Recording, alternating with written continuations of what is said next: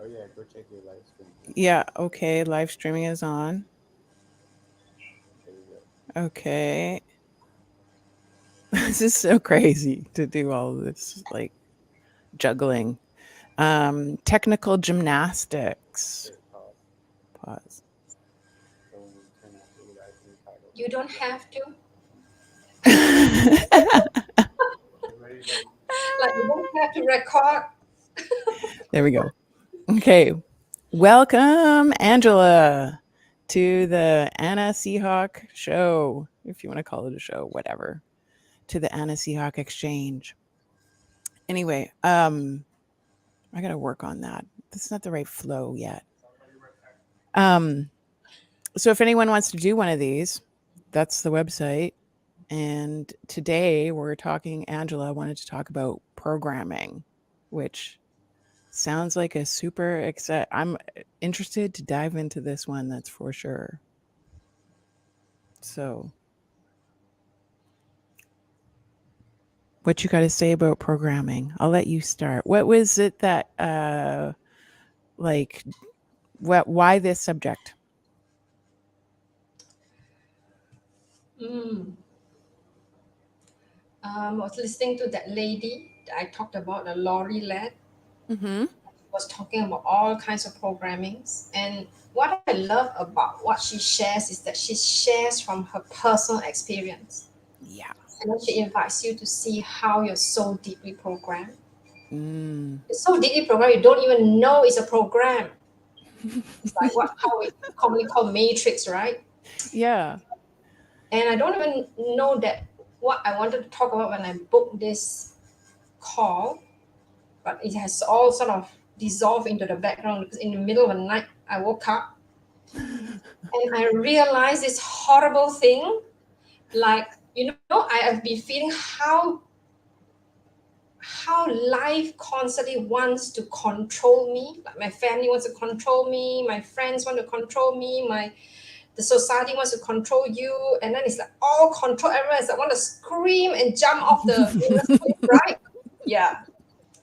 And yesterday I realized I'm so deeply programmed to be controlling and to be Ooh. controlled.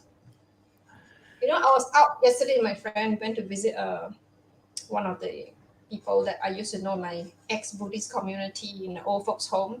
Mm-hmm. We visited her a couple of days ago, and then my friend said something about the way her things are organized. I mean, she put it on a chair, which is what the home had.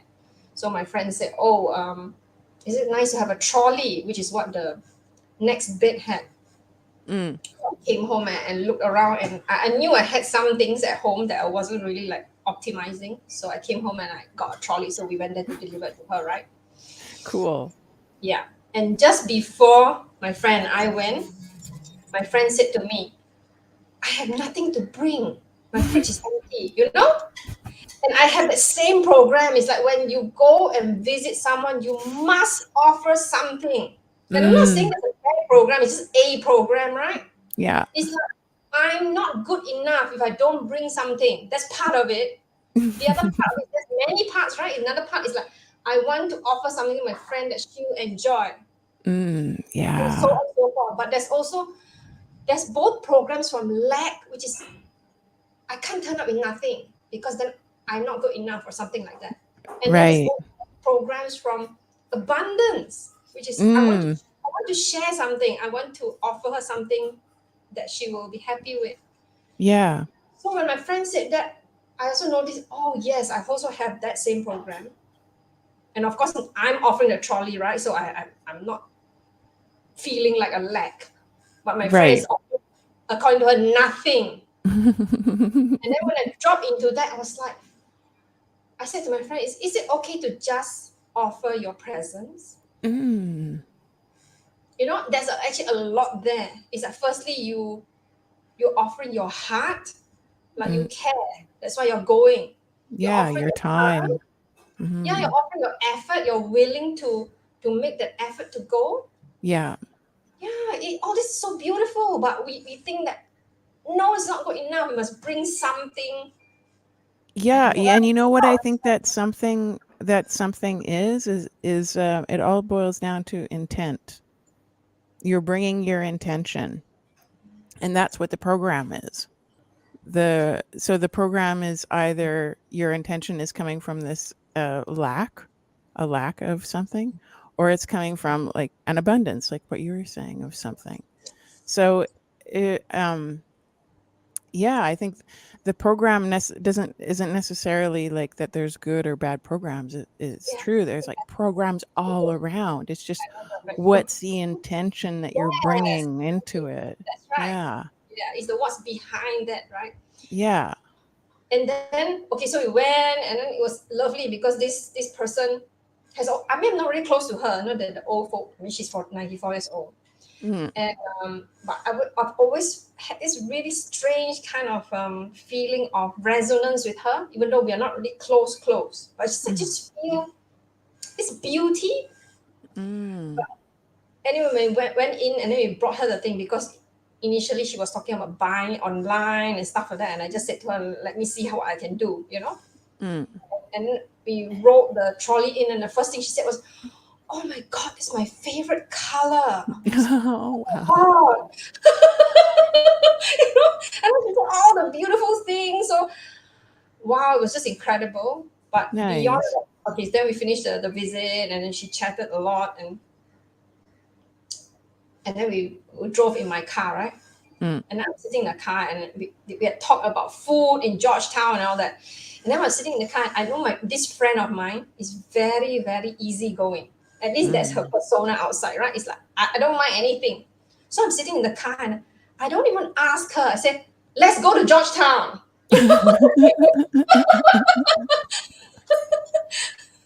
You know, it's Yeah. like, I can get what I want, and I just make a lot of assumptions. It's like, yeah, she's not going to object, and whatever it is. I mean, I don't know. Maybe she's objecting internally, but she just suppresses it. I don't know. I just want to go to Georgetown, look at the food. I want to look at the ice cream shop. I want to look at this street that I haven't been for so long.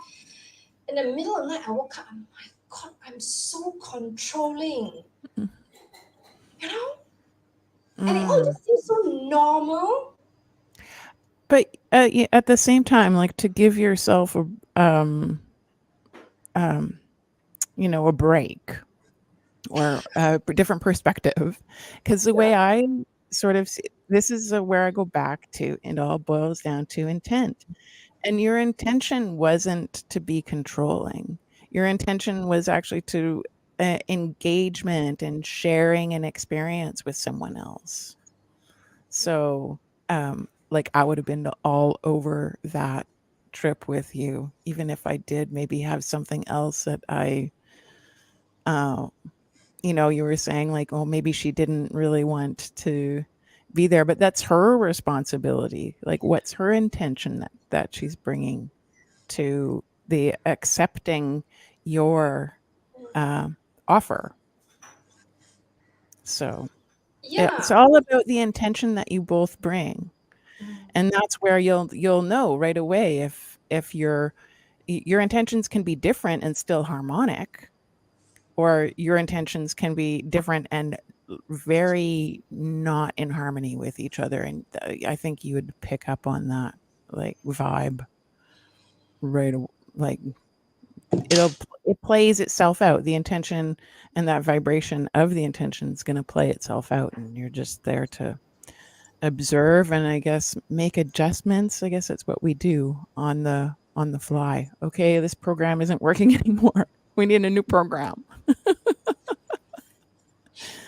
Yeah, but So I don't even know what her intent is. But what I feel is that even though she's very easygoing, and I notice in my ex-Buddhist group, a lot of people get along with her because of her easygoingness. But I wonder, does she even know what she really wants? Do you know what I mean? There is a sense of I just go along with what everybody wants because I don't really stop to ask myself whether that's okay with me or that's what I want. And then there's a lack of a sense of excitedness about being in that experience, if you understand what I mean. So I'm the one always like, oh, I like this, let's go there. Oh, Yeah. let's explore this. You know what I mean? And then she just comes along. I mean, yeah, Yeah. I'm not saying it's bad or whatever. I also started to Sure. realize about Yeah, saying, and everybody's got their avatar, their persona to that that is playing itself out. So, um yeah, I mean it's all perfect in my eyes. It's just like this beautiful dance, and the trick is to not take on someone else's problem that you're seeing, or not to take on someone else's intention as your own. So, allow yourself to be your playful, joyful self, and then just have with the awareness of your intent, or your intention, and just be mindful of who you're with. It's like a friend is kind of like an instrument in a way. Like they're their own program, so you get to know them and you're like, okay, they like to be played like this, and if I blow into this flute like this, it's not going to make a nice noise. And even the same flute can have a different, like all kinds of different flutes that are toned in different ways, and so you play them all differently, and people are kind of like that. But yeah, it's like another program. Terence McKenna talked about this a lot, this program. And like culturally, obviously, there's going to be differences too. Like if you go into the hill tribes here, I don't even want to name anything like, so I'll just try and pick a generic name that isn't actually associated with a tribe, like Tinto, whatever it might be called. And you go to another village in the neighboring country, into Tinto 1.0, and it's like similar but different at the same time. So that's what like this traveler's journey of awareness is, sort of to be the well, for me, I love being the observer, like, oh wow, like these are where they're similar, these are where they're different. So, and people are like that with their astrology too. When you get to really get into a bit of astrology and you read your friend's astrology, and you're like, oh, this is where I was so blind to their being. That's just like, this thing is just who they are. And that's why I like Byron Katie's work. Just loving what is and accepting people for what their avatar is in a way, I guess. All different levels of awareness, so obviously. And not everybody is, the programming is also interesting, because there is like the program zombie, but I don't think we really ask those ones to lunch very often.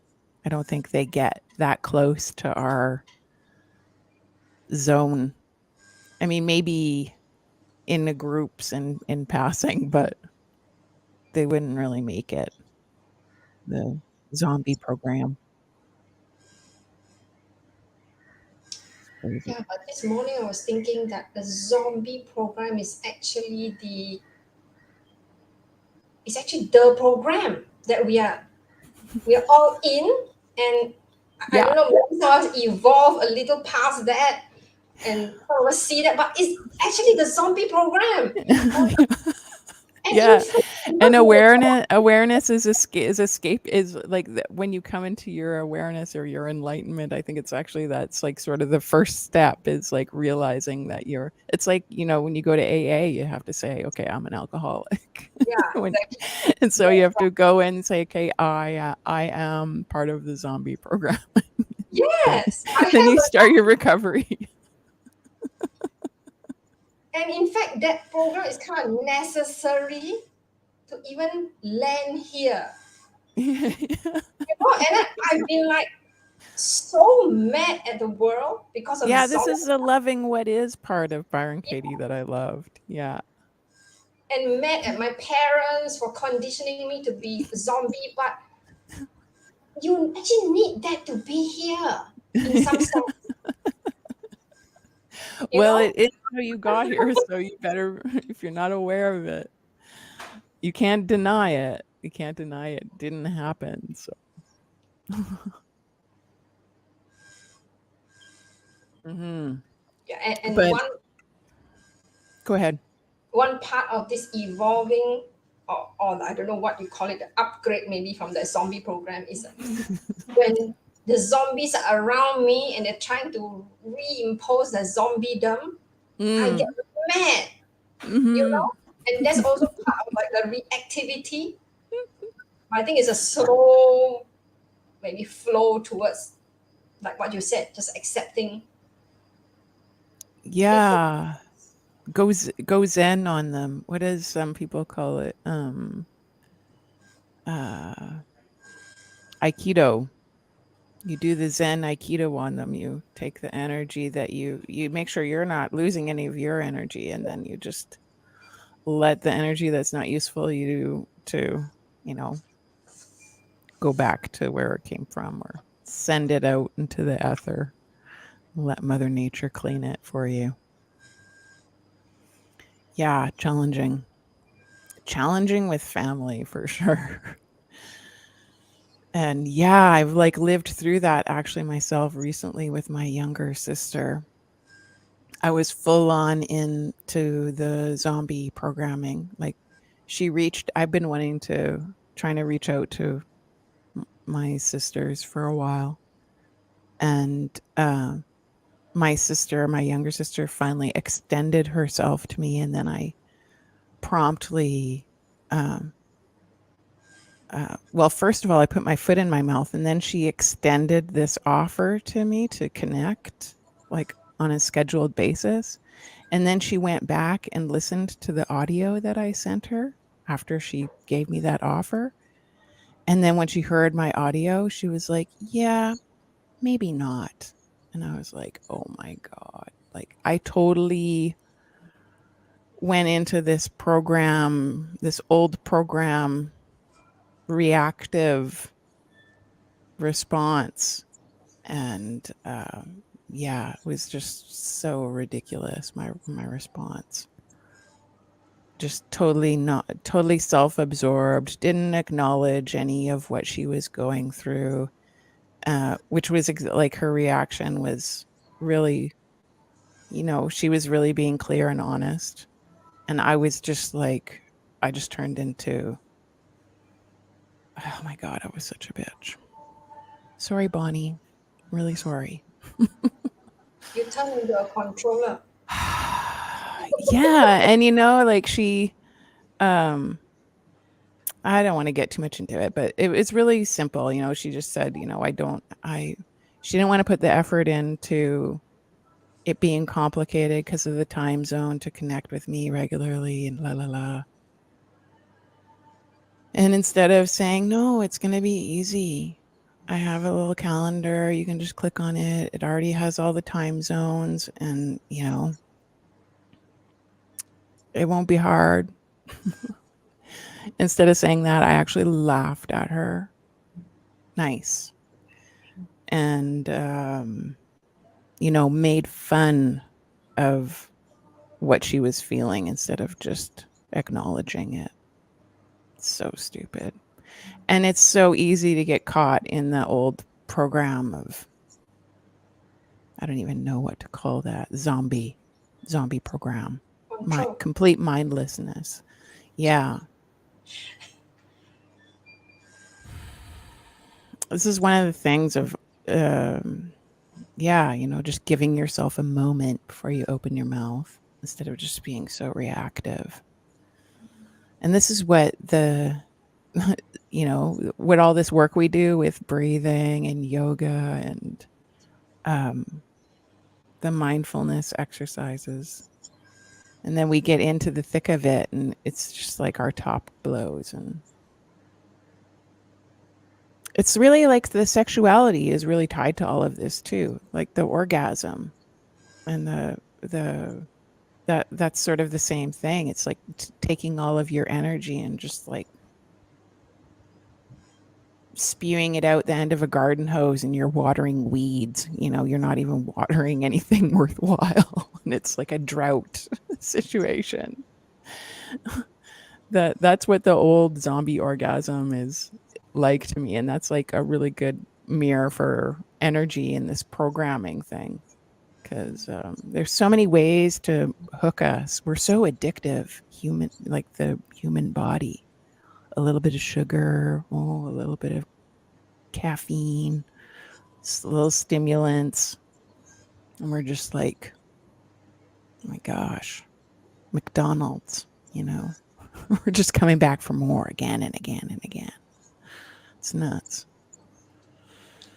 But in a Yeah. sense, it's kind of like that's the beauty of the body, the ability to feel the pleasure. Yeah, that is the beauty of the Yeah. body. Yeah. Yeah. And also wanted to come back to what you said about the interaction with your sibling. It's like Mhm. what I've been feeling into is, yeah, I want to control. Like I also have issues with my sister, right? I want to control because I want a certain outcome. Like I want her to wake up from her Mhm. dream Yeah. because I want to feel that connection with her, right? Yeah. So on the one hand, I'm saying control, but there's also something else that is very subtle, which is I actually deeply care about her. I Mhm. deeply care about our connection. So it's not so Yes. dark, you know. It's also there is also some sort of love there. Yeah, that's why that's the true intention that you come with. It's just then the program gets Yeah, confused. yeah, Yeah. that's right, exactly. And I notice also the other things that when sometimes people say something, and then that's also true of me.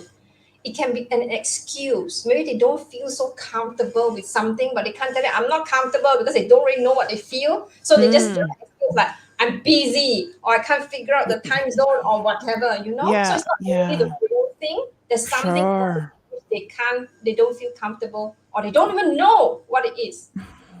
Yeah. So they come Exactly. with the explanation, yeah. Yeah. They don't know. Yeah. And that how you speak of safety, the comfort there isn't that there. Yeah. Things aren't clear enough for them to make that step. Yeah. Yeah. So nuts. Then when we hear the explanation, we get all like tied up in knots, right? Because it's like, what you mean? When we have our own program comes up, which is like, what? Your sister can't even do the effort to figure out time zone, but that that's not the thing Right. I know. else happening. Yeah, I mean that's what I was really calling her out on. It's just that I did it in a really bad way, like um it wasn't coming from a place of playfulness and kindness. It was really like um just trying to go back to the feeling when I was like a bit of like mocking her, like um Yeah. yeah, there was something like that there for sure. It wasn't me at my best and my truest and what I really want uh, with my sister. It was my like demon or whatever you want to call it. Anyway, yeah. So that all transpired really quickly in a few minutes, and I was just like, "Poof! There it goes. Another like an opportunity I've been waiting for a long time for." It's like, okay, next. Anyway, so that's there needing to be mended still, but letting it go. Yeah. And there's that old saying, time heals wounds, which is true in a way, but you still have to do the work.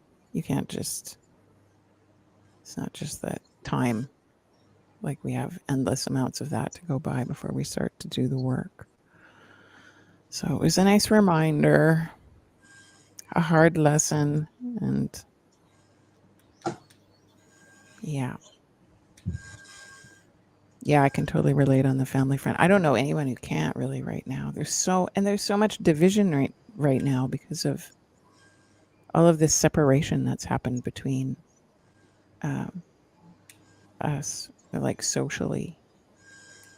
There's a lot more of this kind of interfacing happening now than in person.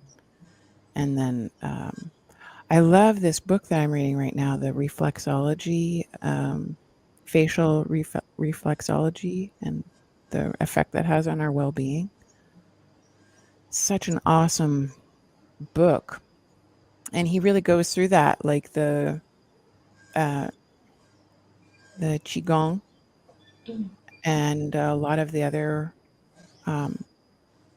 programs that used to be practiced and were forbidden during like really stressful times. They were forbidden, which is so bizarre, eh? Like, something's up there when a society at large is under a lot of emotional pressure, and then to deny them gathering and accessing those healing modalities is really, that they know work, is really strange.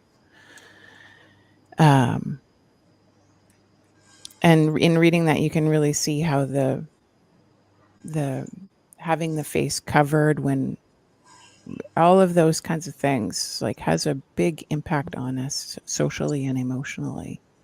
So I think there's so much healing that's just coming out now because of all of that pressure. You're talking about the past few years, is it? Yeah.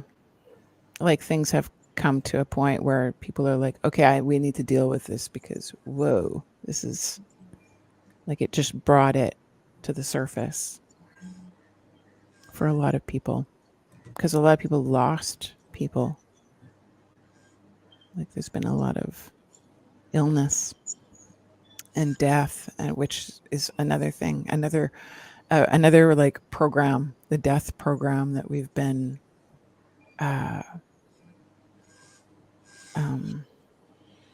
I mean, it's more and more becoming like, when you go to these events, it's like it's a celebration of life rather than this so much of a mourning. But the zombie program, no one's really been exposed to a better program to deal with loss and grief and all of these things, all these emotions. Because there's part of, like, there's all these programs, but then there's like the chaos of it. There's the unknown and the unknowable and the uniqueness of the moment, and the thing that you cannot be programmed, so to speak. So it's so interesting. All of it is completely fascinating to me. Yeah, it's true. There's a lot of things cannot be programmed, but you know what helps to deal with all that in the zombie program? Denial. No, I don't do that. No, I'm not doing this. And the cognitive dissonance, yeah, just full on denial. Sure. Yeah. I think my family program is denial.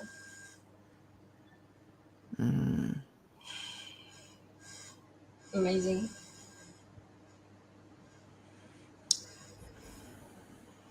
Yeah. Of course, there are many other programs in my family too. Yeah. A lot of fear comes with denial, usually. Tell me about it. Yeah, fear of facing the truth. Yep. Or facing the emotional. It's all about emotion. It's all about feeling. Yes, absolutely. Yeah, they don't want to feel it. But they'll go to the movies they want to actually feel. I mean, that's why we go to the movies. We're like, oh, let's go see a comedy. I want to laugh. Oh, let's go see a horror movie. I want to feel scared. Like that's the whole deal with it. But your own, no.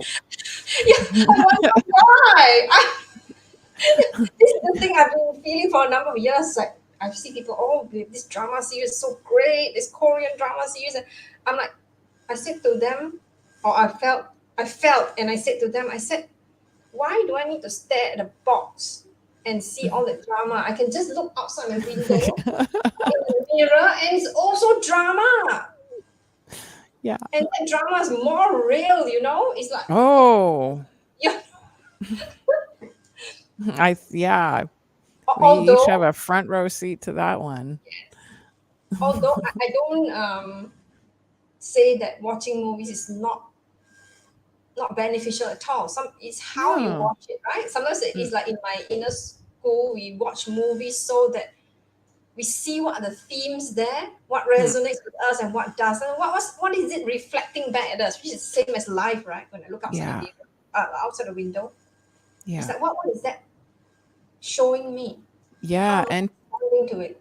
and even to revisit some of these movies that we've seen before, like I watched Cloud Atlas when it first came out, and then a few nights ago we were like, oh, let's rewatch that and just see what it's like with like just seeing through this new lens. So much has changed in my world in the last 3 years.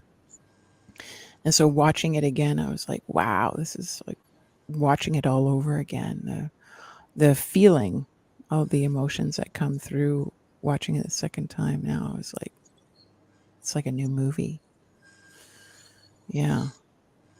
Really help. It is interesting. Gives you a really interesting perspective. Can give a really interesting perspective. Yeah, movies are some. I'm watching some Taiwanese dramas right now for learning. Trying my attempt to learn Mandarin? Mm-hmm. Okay. And yeah, they're hilarious. They're really, I mean, it's easy to see how people. I never was like a big TV watcher and series watcher. I would watch things from time to time, but I never really like latched on. I really wanted to be outside, so that kind of saved me there. But you can see these Taiwanese dramas. I'm like, oh my gosh, they're pretty good. You can see the draw there. It's like the American superhero obsession, Marvel and all these cartoons. To me, most of them are just like video games. It's really weird. A lot of them are more like video games. I actually really like the Taiwan drama. They're slightly more realistic. But yeah, that's what happens when it's a script, right?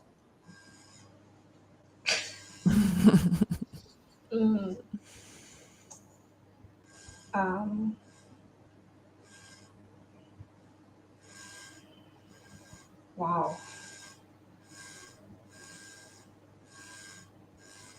And this thing about the controlling, what I also noticed is that the base of it is judgment.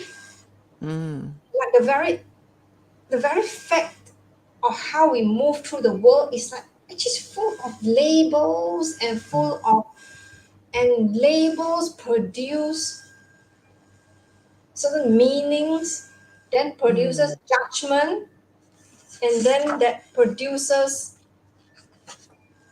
like a kind of attachment. And then the whole thing just runs itself, this whole program. It starts with all the labeling and whatever. And it's incredibly amazing. Yeah. Yeah. Yeah, and that's like where you get these like factions, like the yoga. I keep referring back to that one, but like yoga and meditation groups, and Everybody has like their own. The program comes with its own language,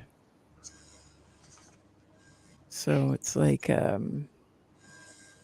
yeah, it's like a whole subset, super dynamic, like the people that play chess and the gaming community and the um, people that like to jog and the aerobics, and the gym has like how many different subsets of groups in there, all with their own language. It's so crazy. It's very, very diverse, and the same at the same time. There's like a unity to it all Yeah. in the end, really. Yeah. All adherence to a certain program. Hmm. And it's like almost like a soft version of a cult. Of course, you know, it Mm. depends on the how much control and how much people buy into authority and all that kind of thing. Hmm. And it's on this whole thing. It's like, wow. Yeah. I was speaking to a friend from my ex Buddhist group, and we're talking about certain. I mean, I thought I got along with her very well, but of course our paths are very different. Mm.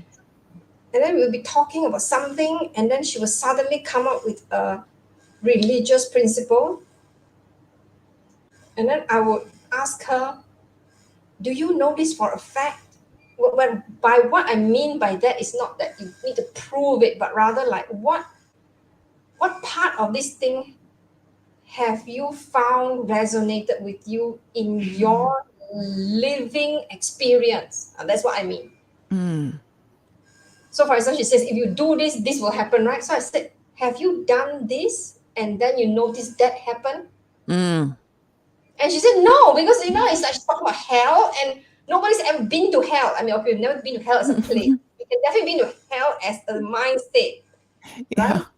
But they don't look at it like that. They're looking at it from like, okay, I don't want to do this because I don't want to have the karma and then have to like suffer later. And I'm like, actually, don't Mm. suffer later, suffer right now. So we're talking something, it feels like there's a flaw because we're talking about experience and exploring. Suddenly, boom, we hit a boulder, which you will bring up. You know, it's like a Buddhist principle. Mm.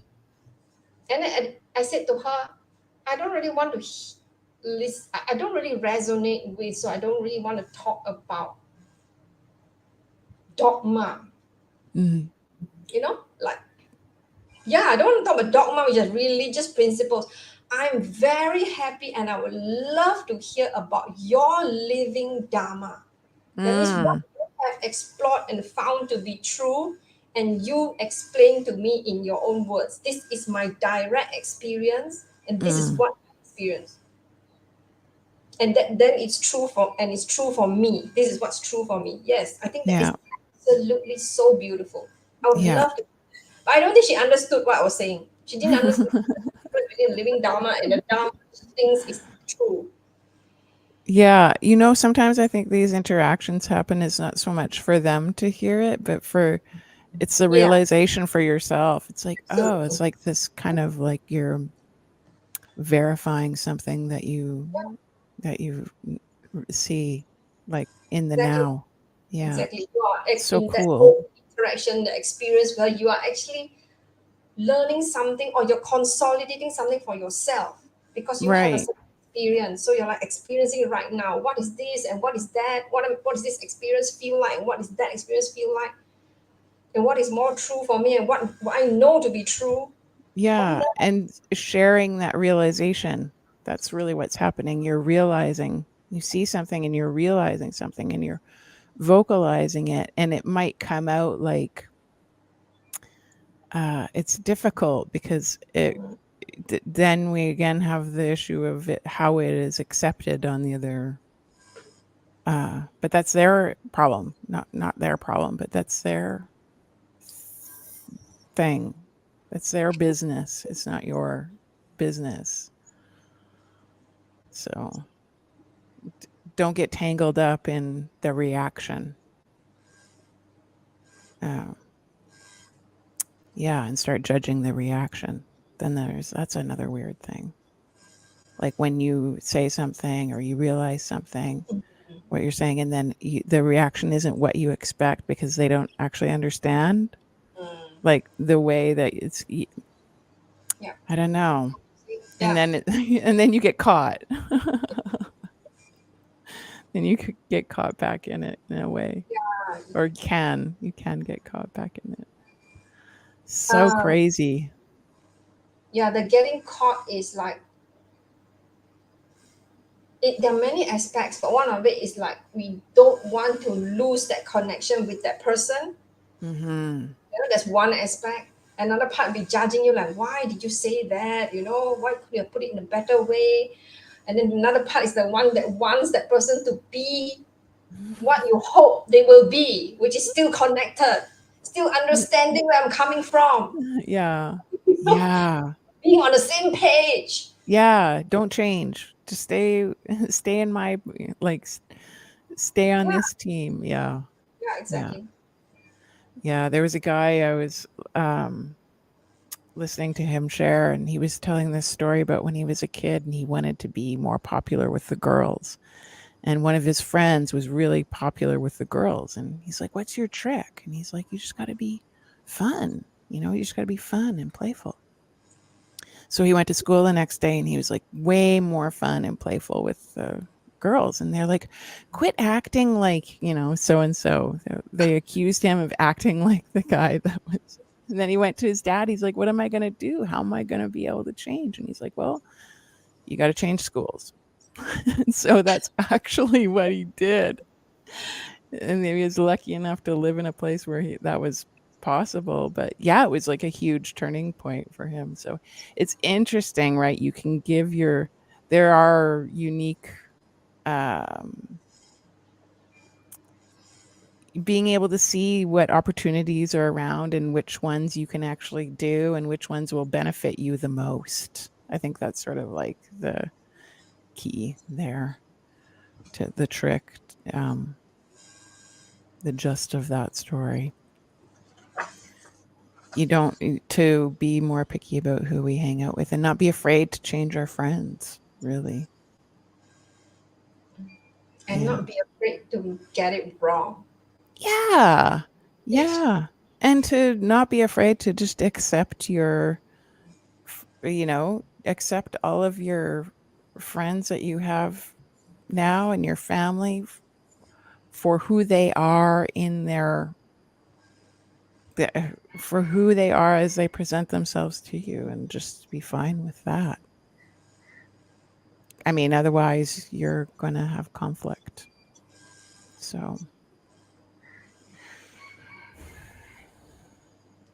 yeah.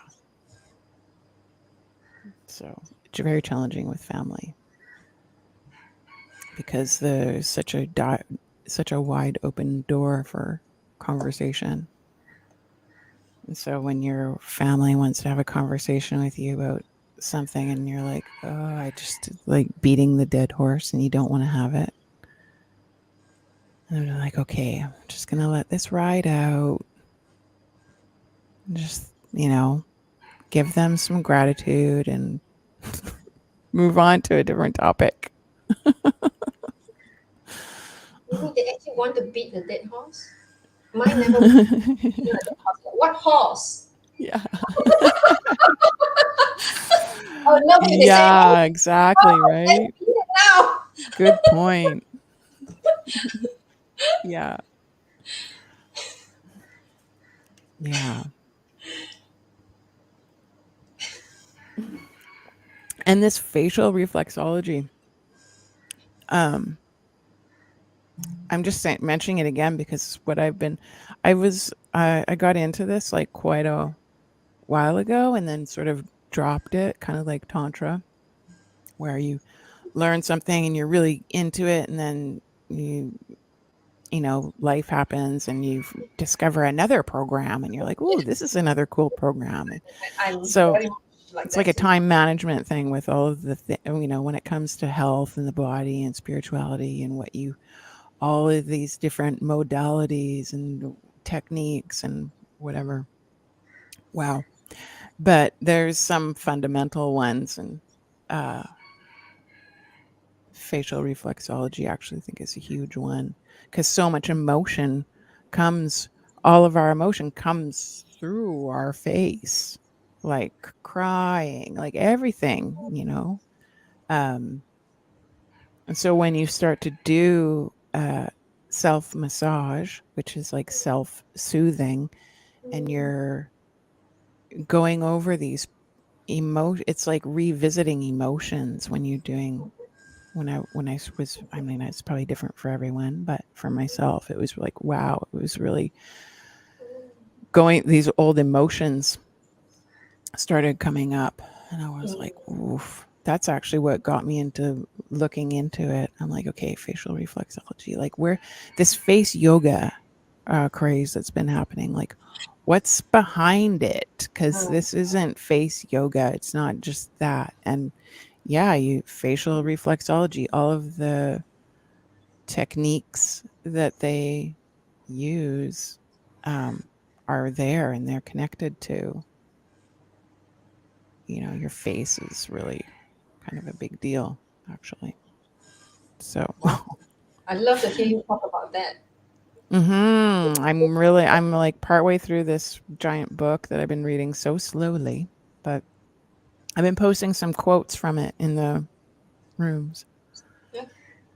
So yeah, it's been a deep dive. And it's interesting because the guy who wrote this, one of my favorite books on the subject, also read of all of Carlos Castaneda's books. So he's got that behind too, but he's really trained through the more traditional Chinese medicine. Like he's actually a Westerner, but he came and did all of his work here in Asia, and has a really interesting grasp on the history of these modalities, which is fascinating to me. It's like the ancient Vedic texts from India. These are the ones that are all the most intact, that haven't been edited and adulterated, let's say, into zombie programming. This is really like, this really feels like you're reading like pre-zombie programming text. It's not seen through zombie eyes. Yeah. It's not been zombified. Yeah, so it's super interesting. And so there's that recapitulation, it comes up a lot in Carlos Castaneda. That's like one of the things that you just have to do. And another one of Castaneda's things was body movement. If you're not doing some kind of body magic movement work, then you're not doing the work. And so those are like two of the big things, right? Like doing the body physical work, and the recapitulation is like the meditation. It's dealing with it's more than meditation, because meditation is not an answer to trauma. And actually meditation can trigger traumas. There's different tools for handling trauma, and reflexology brings those emotions back up, don't they? Like when you go to acupuncture and acupressure, even when you get a good massage, you feel that sometimes you feel that emotional release. And that there can be stuff there that comes up for people that is a trigger. The massage is actually, and hitting those emotional spots on the body is actually a trigger for them, for their memories, and crazy. So then you get the emotion coming up, and then that's the recapitulation steps in to manage that.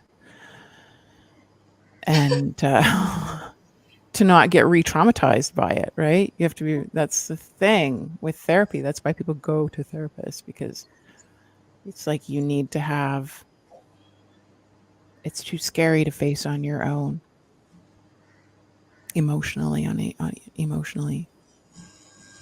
It's like, you can really feel that when you get into a dark space. When I collapsed on the floor after a breakup, a relationship, my gosh, like I actually needed someone to help me get up. Well, I'm sure I would have made it eventually, but it did help a lot to have someone there that had some tools, some real actual tools that helped me deal with it, see it, and make peace with it. Otherwise, you just end up dragging these things along with you in your life, and then the more you uncover, the heavier the load gets. So, yeah, I was doing it. So it's interesting to come to this point now and reading these kinds of books again, and realizing that, like, what's so cool about the recapitulation process and how they describe it in the books, it's really simple. It really is like going through the feeling again, but with non-attachment, and seeing it play out, and having enough compassion for yourself to take that energy back into your body that you lost in that moment, like taking your power back instead of just being the victim of it. So, I mean, it's deep work, but it's not complicated. It's not complicated work, like, technically speaking. It's still very challenging, but it's not complex. And so I realized, like, that's what I've actually been doing all along. It's just not with, now it's different, because now it's like I'm doing it with intent. It's not just happening. Like, I'm actually like, okay, yeah, this is why I wish some of my friends that I've lost touch with, and some of my friends that I've lost, I wish we're still, like, for example, Tamara, I've shared a little bit with you about her, my poet friend, and who took her own life. She did her own astral flight back in May, full moon 2016, off the cliffs on the east coast of Canada. And I wish that I'd have known about this sooner and shared about it. So, I mean, she wrote about it. It's just, I have so many questions for her. It's not that I wish she was here so I could tell her what she needed, like, to fix anything, but just to have the conversation and be like, hey, like, what do you think of this? And have a deeper discussion with her about it. She had a lot of trauma also, and she wrote about it in her books, but I was never really brave enough to have a conversation about it with her. So I would talk about all of the beautiful, pretty things that she wrote about in her book, but I was too afraid to go there. And I think that's what she actually needed, was for someone to be brave enough to go there, to have to be able to have a discussion, and share her feelings about it. I think that's what we all are kind of wanting from our families too, is to just be able to have a conversation and be like, I feel like this because of this, and just add, like, in conversation, and be like, oh, to have someone just recognize that. is really what we're looking for. It's very challenging Yeah. because zombiedom doesn't do that. Right. Don't do that. Yeah. Because they're still living in this state of fear, really. And have no tool, no coping mechanism. They don't feel like they have a coping mechanism to deal with it. Not just in themselves, but like how to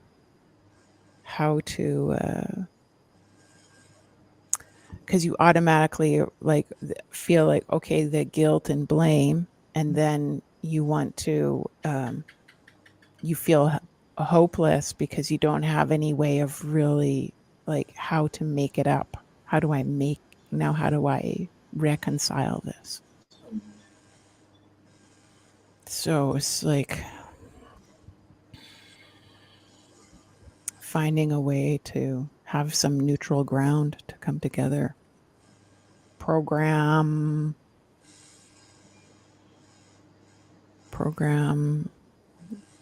I don't know, neutral.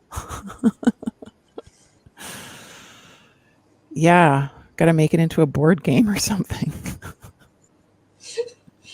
I'm not sure it sounds very well. Yeah. Program of holding space. How to hold Yeah. Yeah. because you actually need to have space for yourself before you're able to hold space for others. Because whatever the other is saying is going to trigger something in you. So if you can't hold that, you're just going to project it back out, which is it's not helpful to that person. In fact, it could be harmful. Yeah. But I see how much you love your friend, and you wish you were able to save her or help her in some way. Yeah. And maybe she's still here. Her presence is still here, and you can still have that conversation, just not as a body to body. Yes, you're right. Totally. I totally agree. And yes. Thank you for that reminder, because it's very true. Yeah, and we can all do that actually. Like like with my sister, like I kind of just did that right now, like, you know, to have your apology, and I'll probably share that story and say sorry again. Yeah, I mean, that's all you can do, right? Is recognize. Gestalt therapy, like the empty chair. Just imagine that person in the next chair. Yeah. Say something to them, and then you switch. You go to that position as that person. You speak back to you, and then you come back. You know, I mean, when you hear it as a concept, it sounds a bit out of there, but when you do it, it's so incredibly powerful. Because your mind will tell you all kinds of stories, but when you actually do that experience, amazing. Yeah. Something else takes over. Yeah. Yeah. You're more in tune with your more harmonic, connected vibe. And then you can obviously, the more authentic you are, then the better all of that turns out. Yeah. Yeah, that's what was missing when I reacted to my younger sister, instead of like sitting down for a moment and just putting myself in the position of her. And okay, what is the authentic way to respond back to this authenticity that I'm getting on the other side? So funny, but I had too much. I was like dragging along all the backstory. But you were authentically reactive. Yeah. Also, yeah. Hey. Yeah. True. Moment. Yeah. Yeah. Yeah. Yeah. That was me. Like on what you choose in the future, but at that moment, that was just what was happening. Yeah. Yeah, and I was rushed when I was doing it. Like I didn't even give her my time even there, you know, even though it was a text or the voice recording that I give her a text as well, but the voice recording, I wasn't like, you know, I was buying groceries. You know, like I was standing at the side of the road in the blazing sun, buying Okay. groceries and just like barking, basically.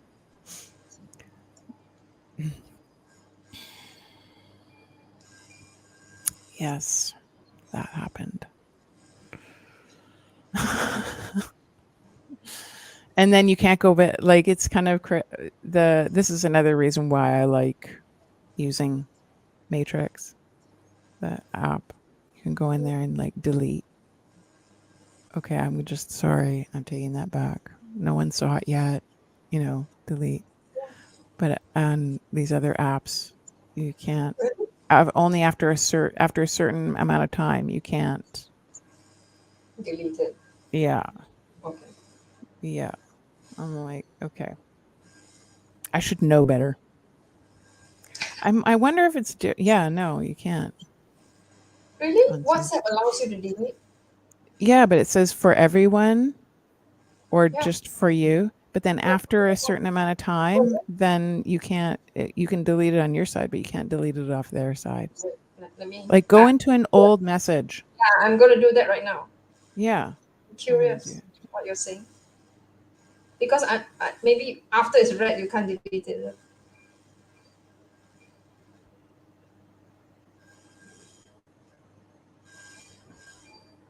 No, I can.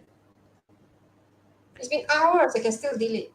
For everyone. Go to a previous day. Okay, let me check. Still, I can delete yesterday's message, even though it's red and stuff. Wow, on my phone, I cannot. Here, I'll go into one right Hey. now and show you. Who do I feel like putting up on the screen? Here, we don't know this you won't know this person.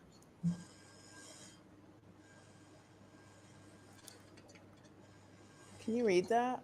No. Can you read that? No. What does it say? Anyway, it just says delete message ? Cancel, delete for me. Cancel or delete for me. Those are my Is it two WhatsApp? options. Yeah. Yeah, weird. I can do it. Maybe your WhatsApp is not updated. You're using an old version. I can't stand WhatsApp. Don't. Just for anyone watching this, you really, unless you already are contacting me on WhatsApp, you probably never will. Oh my god. No, like don't I'm not seeking people out onto WhatsApp. Like if you, yeah. You see, if you make WhatsApp an enemy, they won't allow you to delete for everyone.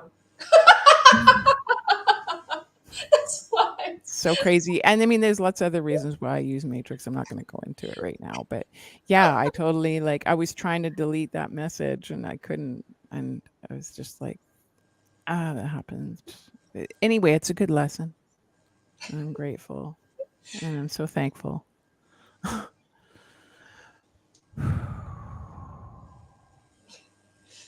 Anyway, what can you do? But the programming is pretty nuts. To be aware, I think that's the other part of it is like the more awareness that you have to that, there is a certain stage in my awakening, whatever you want to call it, in my evolution, where I got to a point where I was really affected by it. It's like every time I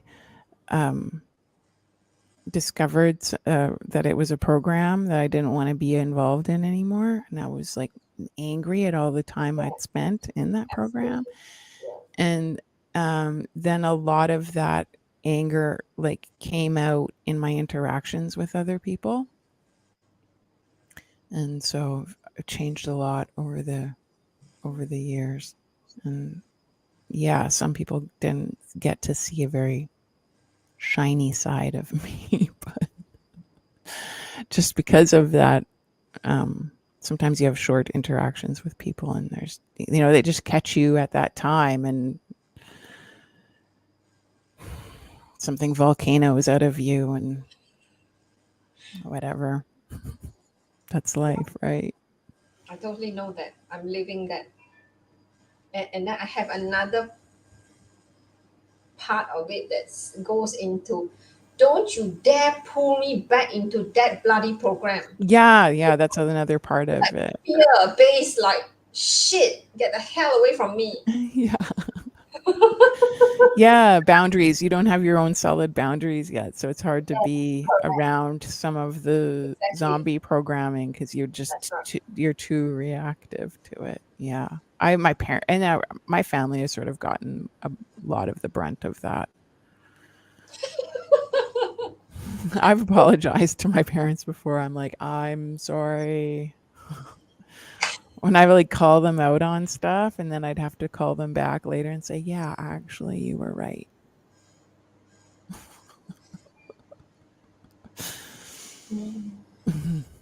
Whoopsie. And then not demanding of the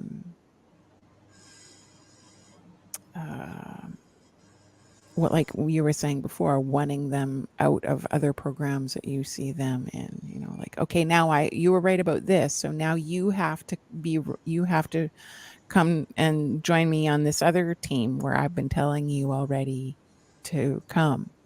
I don't know how to explain it really. Yeah, I know what you mean. Yeah.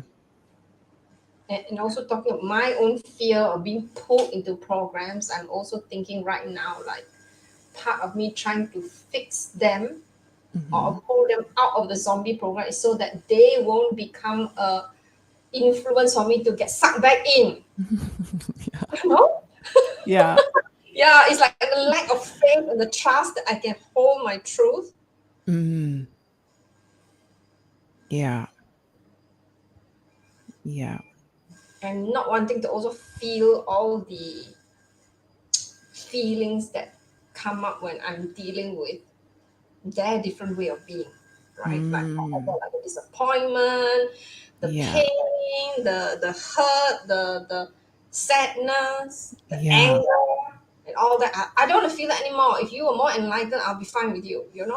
Yeah. Well, Yeah. that just And goes about- I think a big part of that is also like that we then project it into the future. We're like, okay, if they're like this now, then if I project this into the future, then oh my God, it's just going to get worse. We're like, the train is going down and it's heading towards the cliff and we're all going to die.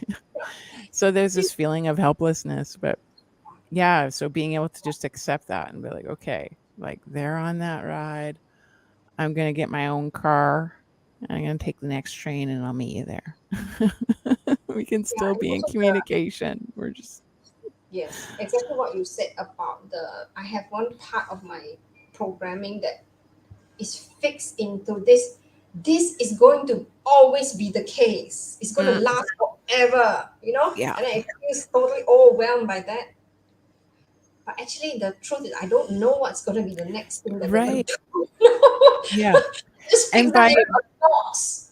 Right. And by saying it, we actually cut it off from ourselves by saying like that, oh, they'll never, like our parents, oh, they'll never be able to change. This is like they've been this way for so long. And it's not, and you might be right.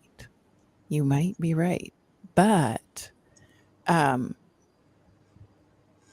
only way to give space for change is to actually allow it, like to actually give it space. So by just letting go of that idea that they'll never change, give space for change to happen for yourself in your attitude towards it, so that you're not so reactive and affected by it every time you come into contact with that person again. So exactly what you were saying, really. You don't know. We don't know that anything is possible. But there's like an addiction to being reactive too. Like there's some kind of weird the emotional addiction to being angry, for example, or this emotional addiction to being victimized, or the pity party. What did he call it in his books? Carlos had a name for this persona. The petty tyrant.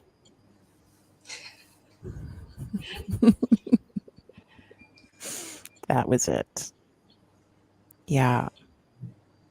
The thing about his books, and I mean, there's a lot of them to go through, but we just put them on audio. And to tell you the truth, I wasn't like hanging on every word, like I missed chunks. But the language and how he describes the different personalities was really resonated with me. It's like you can see it, you can feel it, you get it. So that's what it just brought so much clarity. And it's like what you were saying before with your friend, like share your experience of that with me. And that's really what these books are. It's like him sharing his experience. So it was so much more, it was so much more relatable because I could relate to what he was saying. It was like resonating with me. I'm like, my gosh. Some people just have a knack for nailing it, when they go to describe feelings and emotions in a moment, like that happened to them. Wow. And you can really just feel the authenticity of it, and it resonates with you. Yeah. And that's what's so cool about having conversations with our friends. Like, you get the juicy part is that when you can relate to each other. That's what's so beautiful. So what did you go and eat? Did you go and take her to Durian? Who? Your friend. Oh, that no. you... We went to have laksa. Ah, nice. Georgetown food. Yeah. We walked around and, there was some roadside stalls, and then we went to a shop. Yeah. Cool. Okay, so you were talking about the books. So are you talking about any specific book, or you're talking about all of them? Well, all of the Carlos Castaneda books, like they're written in series. So if you really want to do the deep dive, you can go through the whole series. There's 12, but there's another book that sort of I shared it. I can't remember the title of it right now. All together, is it? And it was like a good summary. It was Conversations or something like that. Conversations with Carlos Castaneda, something like that. Book, is it? And it was a dialogue between Carlos and this other guy. I can't remember his name right now. The author. Is it the Nagual book? Mm-hmm. Is that the one? Yeah. The Nagual is in the title. Yeah. Anyway, that is a good book because it's like short and it kind of condenses everything. A lot of the work is sort of condensed into that. And it'll give you a really good like overview. And actually, then also this facial reflexology, just because this guy has read all of you can see that I can see the influence there anyway when I read his book.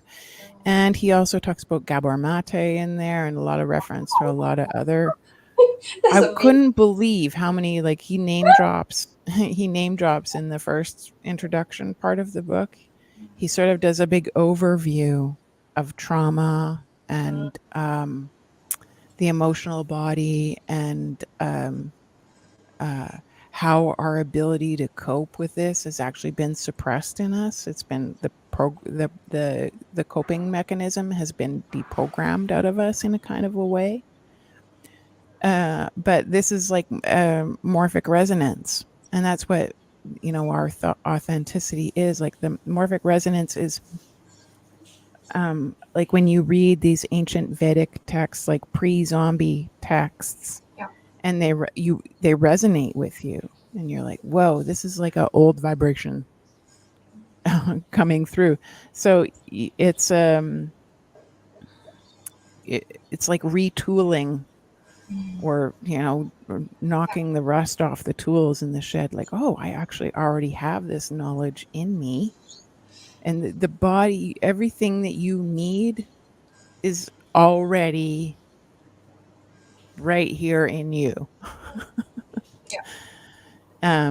So it's just decalcifying kind Yeah. of, Yeah. and What getting was it? rid of all of this old programming and reconnecting to the old, the ancient program, the one that, The original yeah, nature, the yeah, yeah, natural way of being. yeah.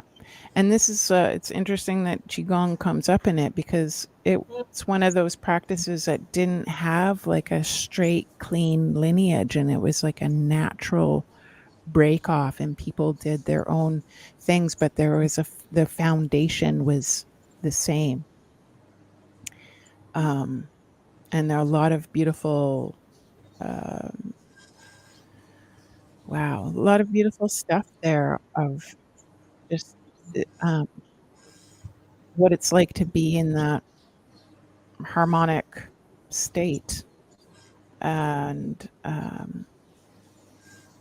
to not keep yourself there, but how to get yourself grounded, and then when something comes up, to keep that composure.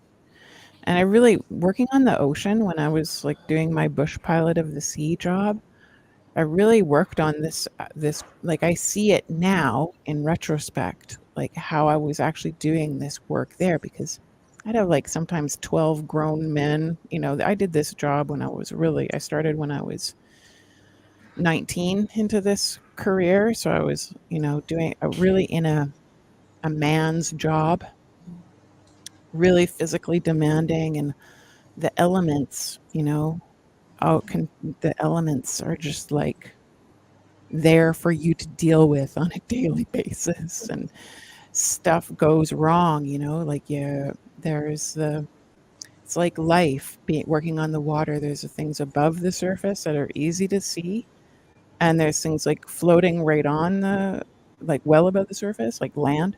And then there's things floating on the surface that are hard to see from far away, but when they're closer, they're easier to see.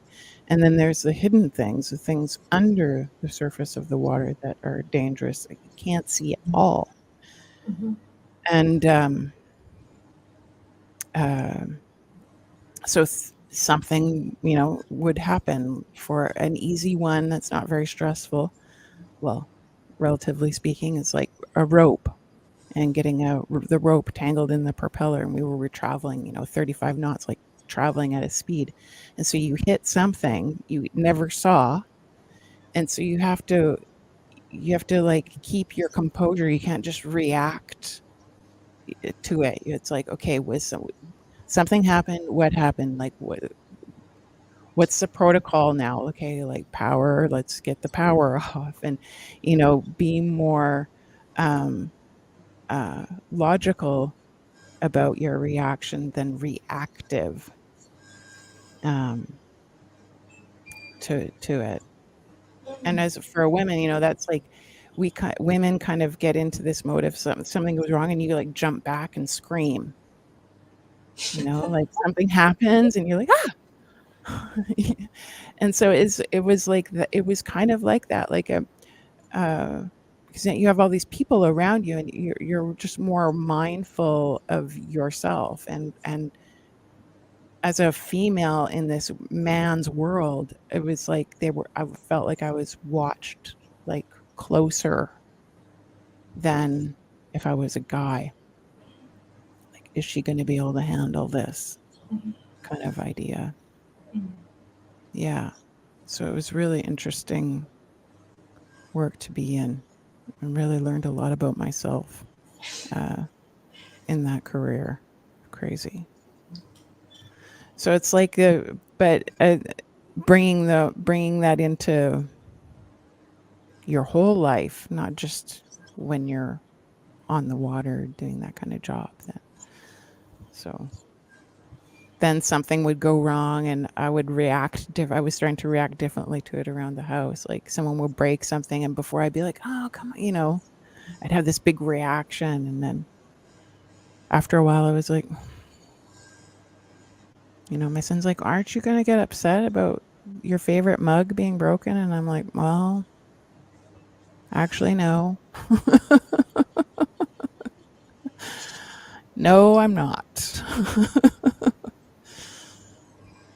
Yeah. Isn't it interesting how that question is? Aren't you going to get upset? Yeah. You're either upset or you're not. You know, Yeah. you're just in whatever reaction you are. Yeah. The But it's expected. like it's like, are you going to blame whoever who did it, something like that, Right. and Yeah. say something bad to them or whatever it is? Right. That's usually what would happen too, right? Yeah. That's just like, okay, well, I'm sure they're dealing with their own emotion and attached to all of what just happened there. So it's like, yeah, so crazy. Yeah, I learned a lot about myself from that career. A lot of things there's some things I really miss about it, actually. Like when I see videos of like huge waves coming in and crashing up on the beach. No, and it's funny. I mean, actually said that to my dad when I was changing careers because we had the jewelry store and family-based business there. And he's like, why are you leaving this lucrative endeavor to go work on the ocean, or whatever. And I was like, I want to feel like the resistance, some resistance. Like I want to feel like I'm pushing against, like that I don't know. I just wanted to like the wind and that. Yeah. And I miss that here, but sometimes we get a big windstorm come through and crazy shit happens here too. No doubt about it. But it was just more often when you're on the ocean. It's like the Mother Nature will always provide you with resistance. You can count on that.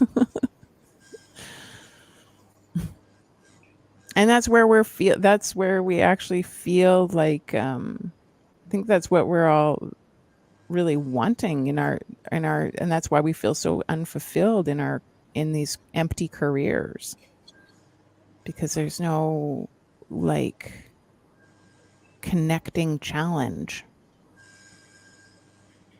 Like I have a friend just now who has like a great job,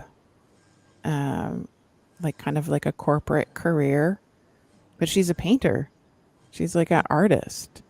And she's like, oh, I get it. I get this emptiness thing that people feel because there's no real challenge there, and there's no creation. There's no co-creation happening there. And that's what I loved about being on the water was like I felt like I was co-creating with Mother Nature. I'm like, okay, how am I going to ride these waves so it's most comfortable?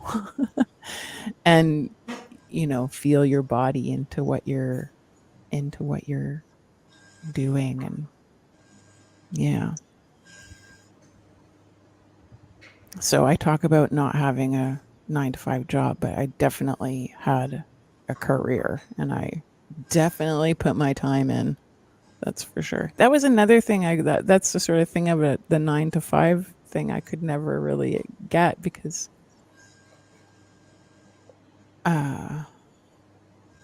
work is just life to me.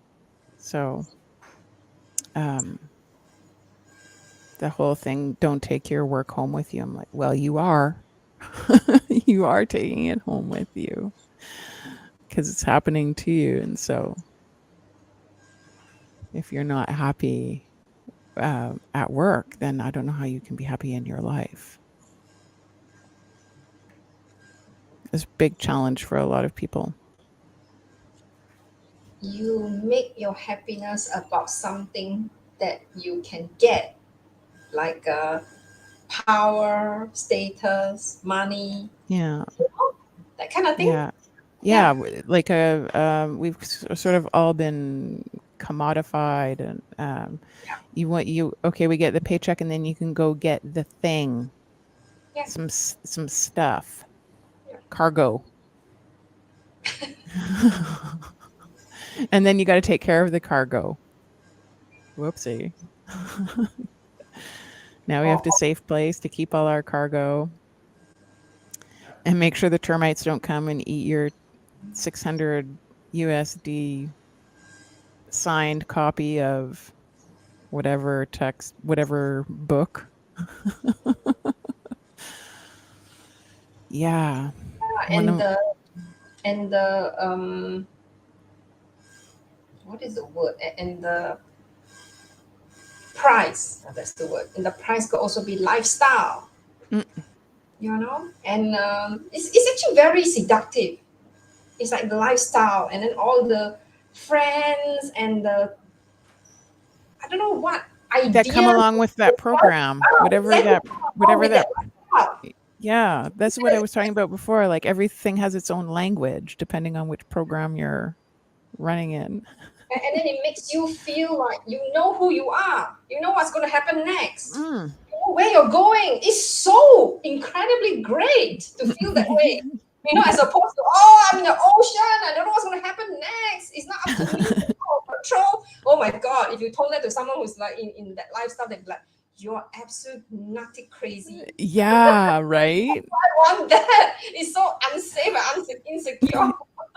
Yeah, which is the part I loved about it, which is crazy. Yeah, it's definitely not a job for everyone, and for sure. But I was always like very much in the whole unknown. That I really love that, actually. That's why I love nature so much, because it's just like this big, great, vast unknownness to me. And when I'm walking through a trail and you see a shadow over in the corner and it's like, oh my God, is that what is it? Is it an animal? Like, what is it? Is it just a plant moving and it's a shadow? Like, it can be so many different things. So, and I love that about it so much. And then being ready for whatever, staying in that calm, the whole Aikido, staying calm no matter what it is. Like, okay, if it's a grizzly bear, you definitely don't want to scream and draw attention to you. So it's like you just go into this quiet observation mode and it's like, okay, what is it? Okay, wow, it's actually a grizzly bear. And then, decide what you're going to do from there. And the weather was like that too. You can't be, people would say like, oh, the weather and the environment, it's not what the boat is capable, the vessel you're in is capable of taking. It's what you can emotionally manage. And that's what's going to determine. The boat can take a lot. It's the person behind the steering, it's the captain that has to stay present in those times so that you can manage whatever comes up. So crazy. And that's just life. So much like that. And other people would recognize it too. These were actually most of the conversations that I would have with like Gabor Mate, for example, and what's another one that came off and that had great conversations with? Dr. Andrew Weil.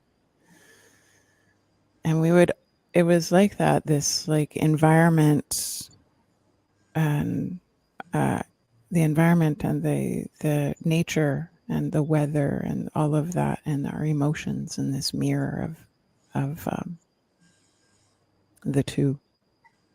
It's really interesting. So our environment is a big deal to our avatar.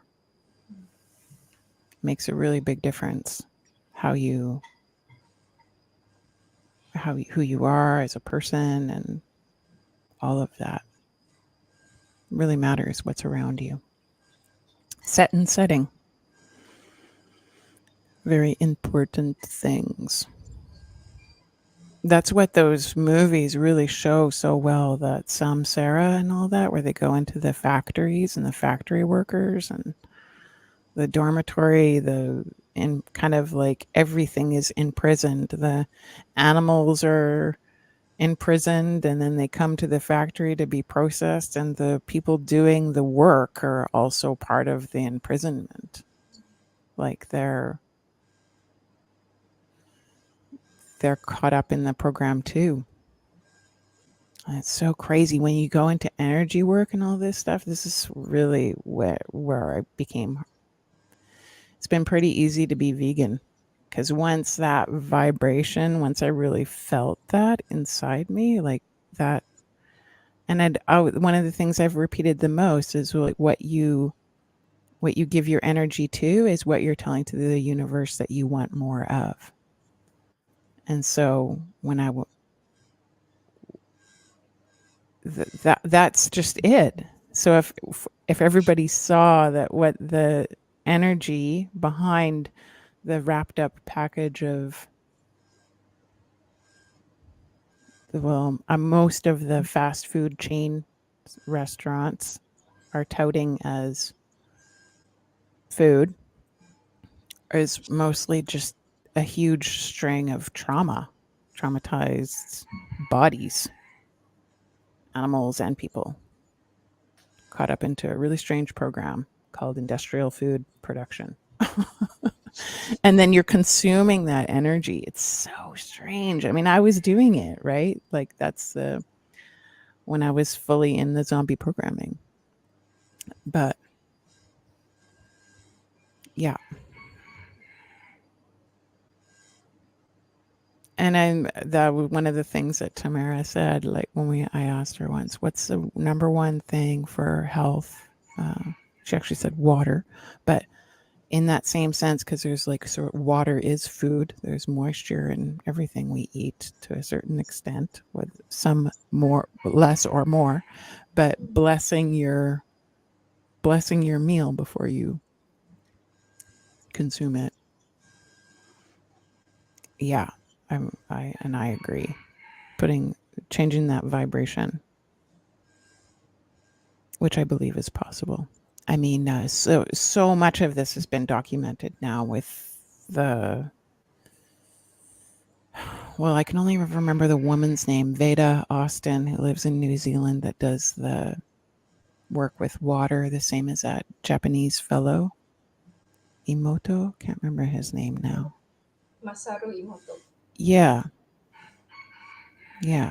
So I wholeheartedly feel that. And that's with the singing bowl. When we do that, when we put that on our body, or just have this sound therapy, vibrational therapy, it's like totally a thing. And that's what meditation is. You're tuning your own inner harmonics. So you change the resonance. So you change the resonance of the food that you're consuming or water that you're drinking. Yeah. I think this next decade is going to see a ton of change.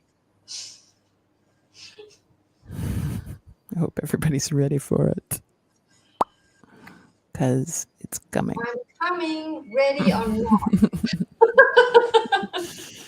Yeah. It's weird. I've seen different reactions to what we have been experiencing in our world.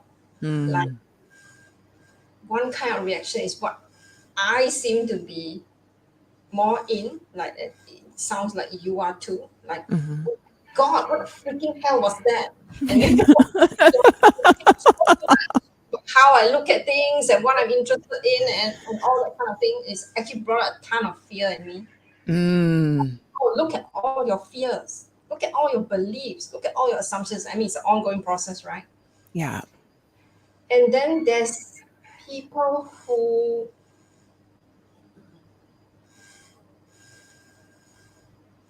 you know, there was some sort of glimmer of something different. I'll give you an example. Like, hadn't been to Singapore for years, right, because of the lockdowns and everything. Mm. Then I went back, I reconnected with these few people that I used to hang out with in university. They were from my class. So I met them and I felt it was such a beautiful meeting. Like, they were so warm and like it was so open. I thought, wow, something tremendous has changed. Mm. 6 months passed and I went back a few months ago and I reconnected with these same two people. And of course, I mean, I'm not saying that. I'm also trying to be mindful how my mind tells me things are permanent. You know what I'm saying? It's a moment in time, right? And it was like this, they're just back to how they used to be. Mm. And telling me things like, I don't want my son to do this, I don't want my son to do that. And then another one was talking about, you know, it was very much around their family and control. It's like I'm trying Yeah. to experience. In the sense, actually, at the essence, they're trying to control the experience. Although it seems like they're trying to say that they don't want a son to do this, they don't want a son to do that, because they Mm. don't want that experience of Yeah. seeing it happen and how it makes them feel and all that. You know, Mm. so I Yeah. don't want this. I want my son to take care of me when I'm older. You know, that's what one of them actually said. So I need to send him to Australia, but I need him to be this, and I want him to relate to his brother like that. And when we go to Perth, because okay, there was a talk about one of them has a farmhouse in Perth, so she was inviting us all there in October. And then that person actually looked at me. I mean, I find it quite hilarious. I don't take it personally. She looked at me and said, "But I don't want my son to talk to you." You know, she was like, "You're too renegade. You're going to tell them to do what they want, whereas I want them to do what I want." You know, of course, I didn't say those words. You're like the rebel. Yeah, that's Yeah. right. It's like, you're dangerous. It was Yeah, I can hilarious. relate. Yeah. So it was like, oh, it went back to like pre-2020 in that Mm. sense, you know? Yeah. It's pre-2020, but with more fear. More like, okay, because I fear I'm going to control more. I need to Mm. plan more. I need to deny more. I need to like avoid more. Something like that. Mhm. Yeah. So Yeah. yeah. So I think these are the two things that I've noticed about people. It's like, Yeah. oh, let's just bumble along and hope that nothing horrible like that again happens, you know? There's another Yeah. kind. It's like dead weight. You know, like when a kid is having a temper tantrum and they're completely self-absorbed into that moment, and they're just like they're on the floor, and you know, when you could pick them up before when someone's happy and reaching up to you, you know, and you go to pick them up and it's easy, but when they're like screaming and like heavy, like it's like they weigh more, like there's no participation there, and it's just like dead weight. And that's what some of these people are like. They're just like, okay, it's okay when you're ready to calm down and put your arm up, you know, someone's going to be there. But yeah, there's no point in um, you know, going there.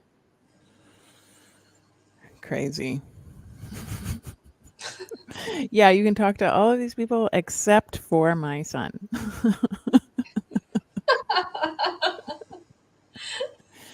You know, you're hovering over something that's like true when that happens.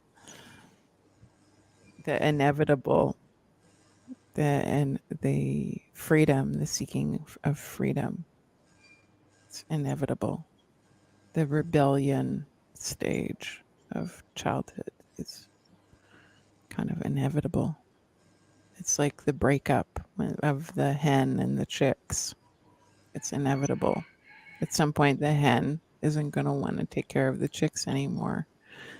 And that plays out in a lot of different ways. And whoo, to the onlooker, it's like violent.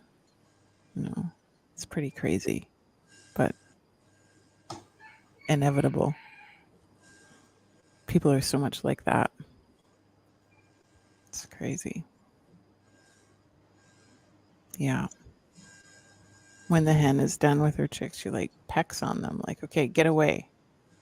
Like to kind of drive them away.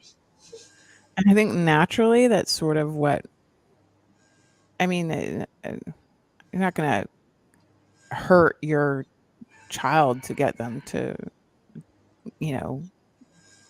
go out on their own. It's a much slower process with people, but it's kind of like that. Like the result, how you get there is different, but the result is the same. Allowing your children to have their independence, which for a lot of parents is terrifying because they want to control. A lot of parents want to control. That's well, not a lot. The zombie programming is geared that up for that. So a lot of undoing on all fronts. Mostly the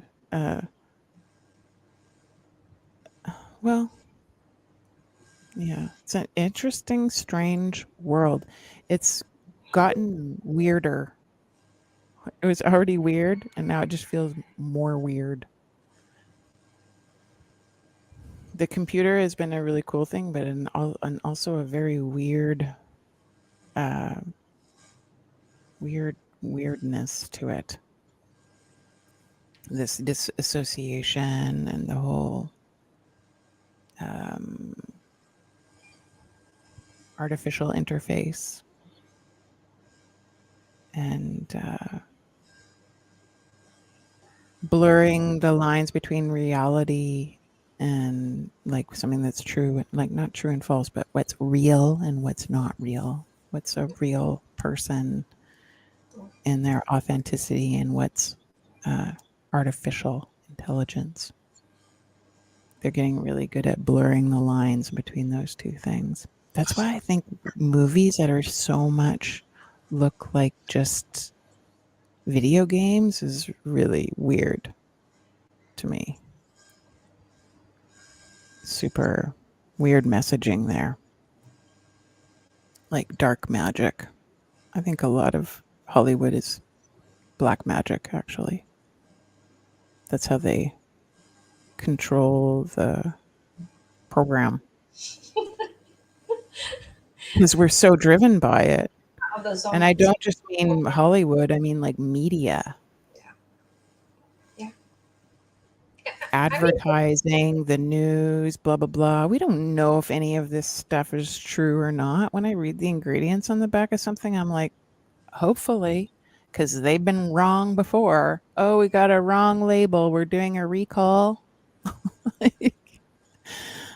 Or whatever. I mean, people lie.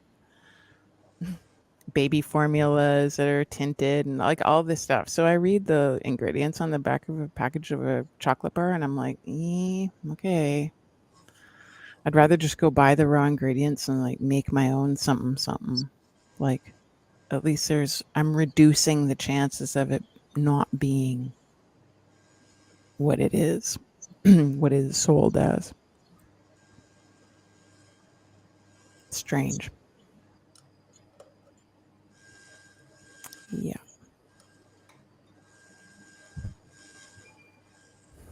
There's this writer, Charles Eisenstein.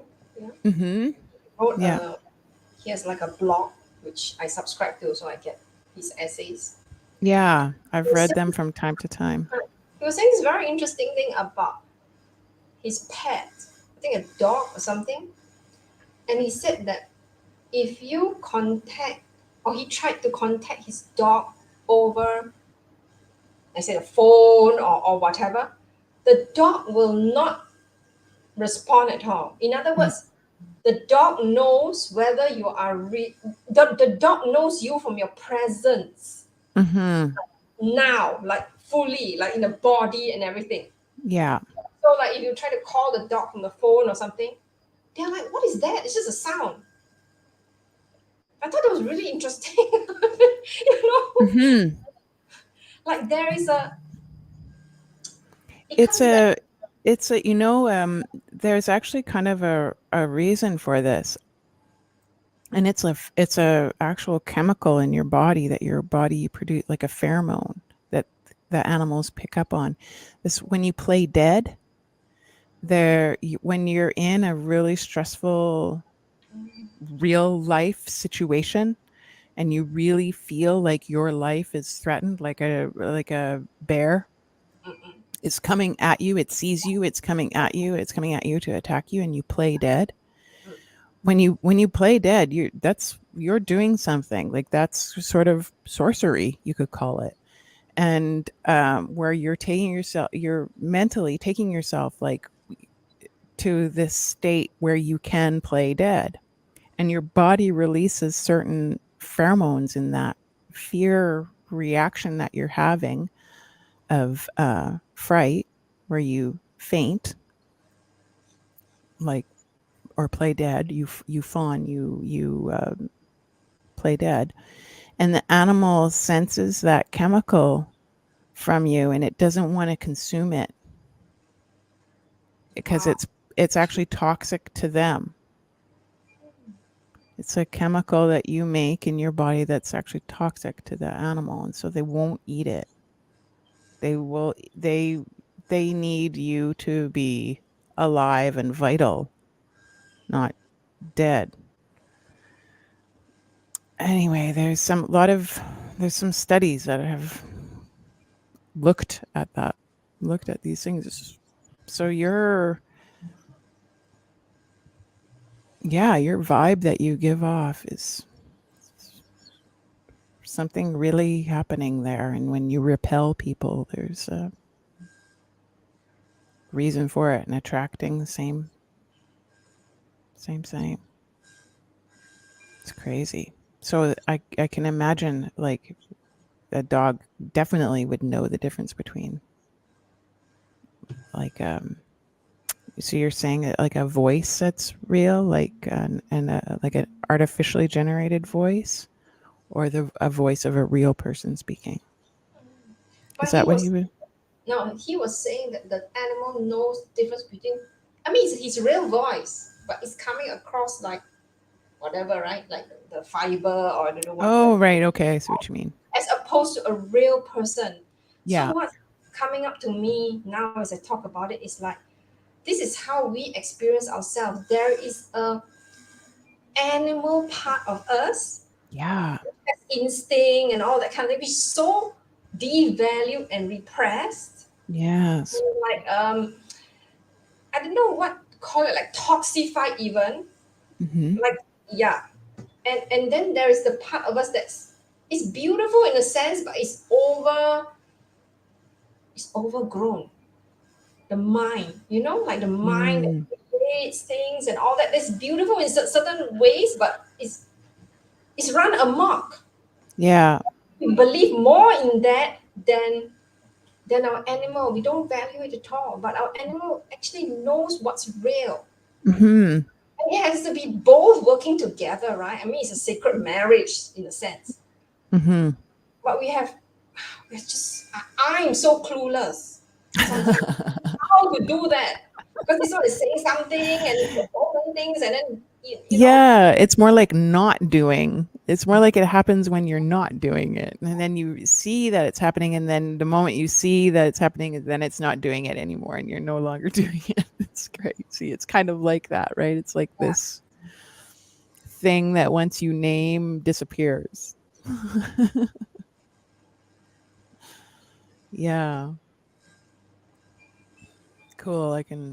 Yeah, animals are really amazing Mm.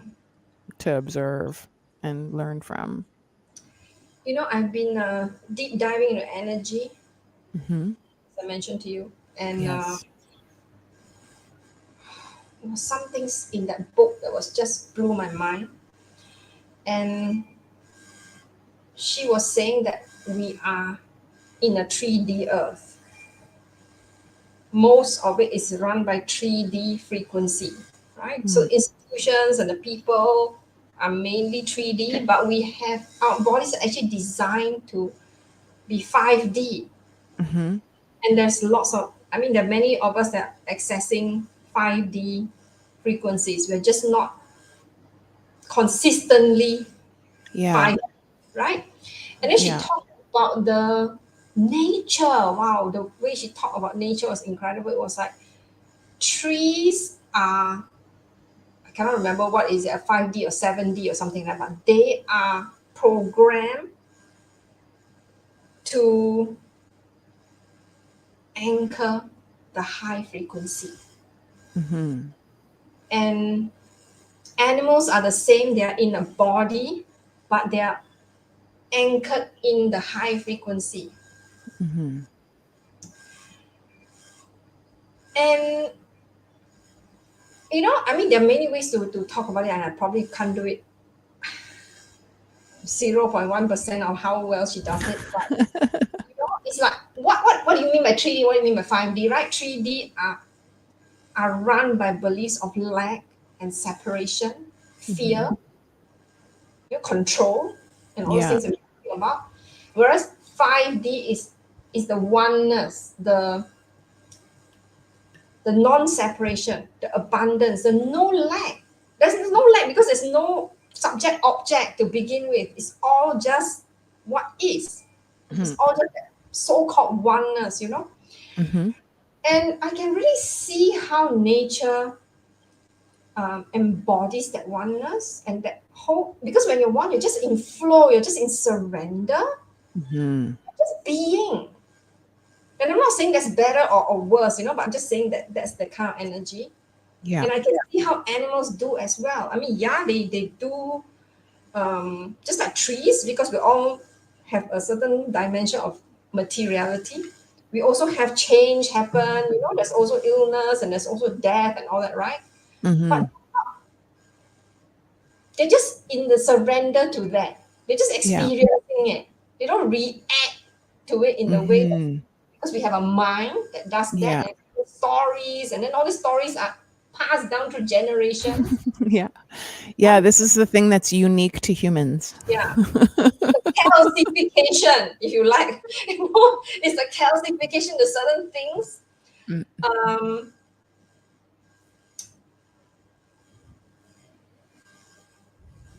And then at one point she was talking about moving frequencies and how that's done. And I think I explained to you in the text that it sounded so much like what you were saying about recapitulation, although I know nothing about recapitulation, or almost nothing other than what I heard from you. She talked about intent. First, you have to be aware of what's happening. You have to be fully aware of a lot of what you're experiencing, right? What's here in this moment, the feelings, the thoughts, the body sensations, the programs, the whatever, right? The patterns of behavior. And then you see all that, and then you're asked to make when you see all that, you have a choice. Make a choice. Do you want to play in that, continue to play in that, or you want to play in something else? And you also have to have a vision of what that something else is in order for you to choose it, right? You just cannot say, I don't want this, but I don't know what I want. You have to be clear, right? This or that. And then with that intent, you choose to move into that different, she calls it frequency, right? Or that different energy. You just choose. Yeah. And you do that over and over again. Yeah. Yeah, I'll have to take a dive into that book. I'm almost, I keep saying I'm going to finish my facial reflexology. I'm going to finish this book today.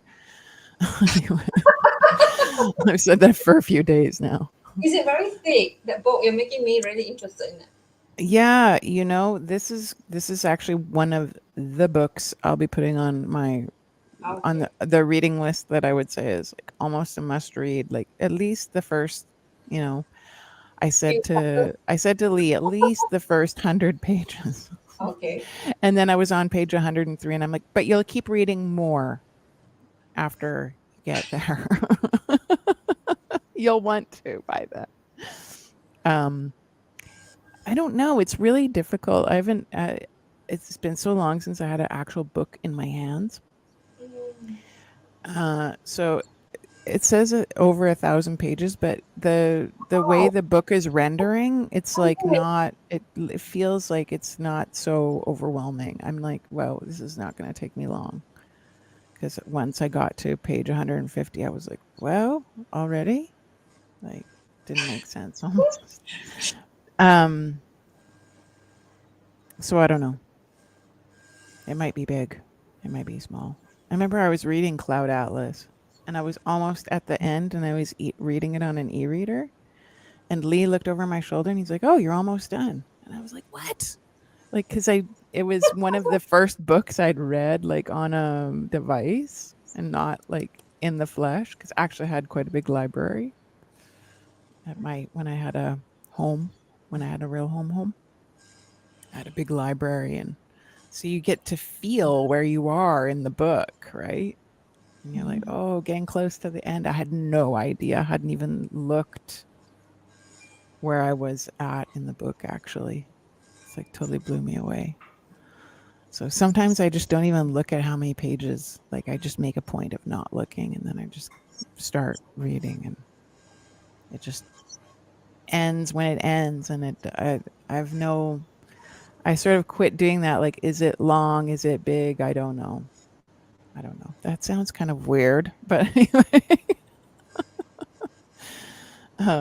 Yeah. Yeah, is it long? Is it big? It's like, how long is this going to take? Yeah, right. Oh, And that's like another thing about all of this is since the great lockdown and doing this big like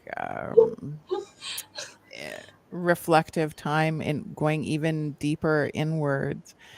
Part of a bit of the anger was like, or the frustration, I think, is just what you're saying there. It's like, okay, I thought I'd already done all of this stuff and I knew all of these things and I was like, okay, I was feeling really good and comfortable about where I was at. And then it's like, no, actually, there's way more. And yeah. So, but it's getting better now. Before it felt like I didn't even want to look at how much work there was. It was like I compared it to uncovering like a old festering wound, you know, and you're too afraid to even take the bandage off and look at what it is that's going on. And then it's like, okay, I can't just keep avoiding this. I have to do it.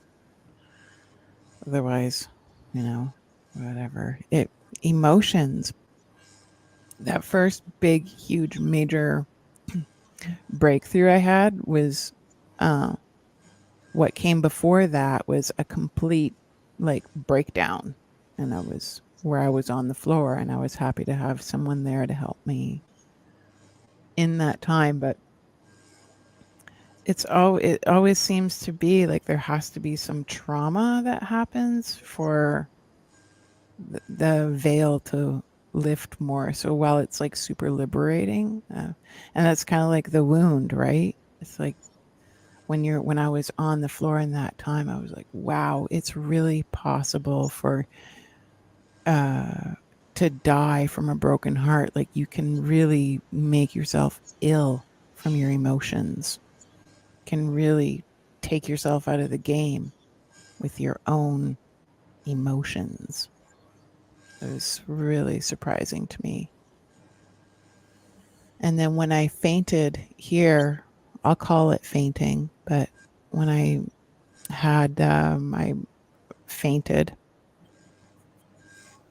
it's crazy to look back at these things and sort of go through them in a chronological way, and from a chronological mindset, like of what you were feeling before this happened and what leads up to it. And it's like the more time passes, sort of the more clarity you have to reflect back on what your emotional state really was, because you've changed.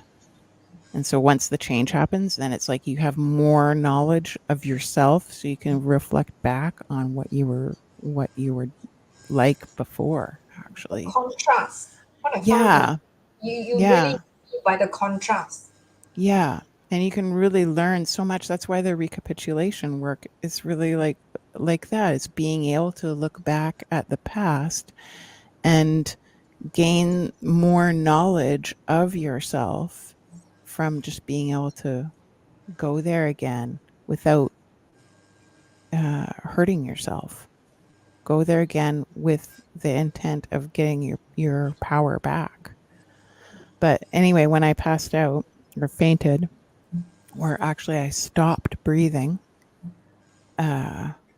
which is a little trick that I see I had now. I don't know if it was like a still running through whether that, I'm sure that that's multidimensional. Like I'm sure there's coping mechanism involved in that when you stop breathing. When you're like afraid or there's something not going right and you just stop breathing. And I was unaware of it, that I was doing that. And yeah, I didn't just faint. I crossed over into another realm. And this forever changed. This experience forever impacted me. It just left such a huge impression. And I realized then that all of this worry and everything that's going on here, like we don't take any of that with us when we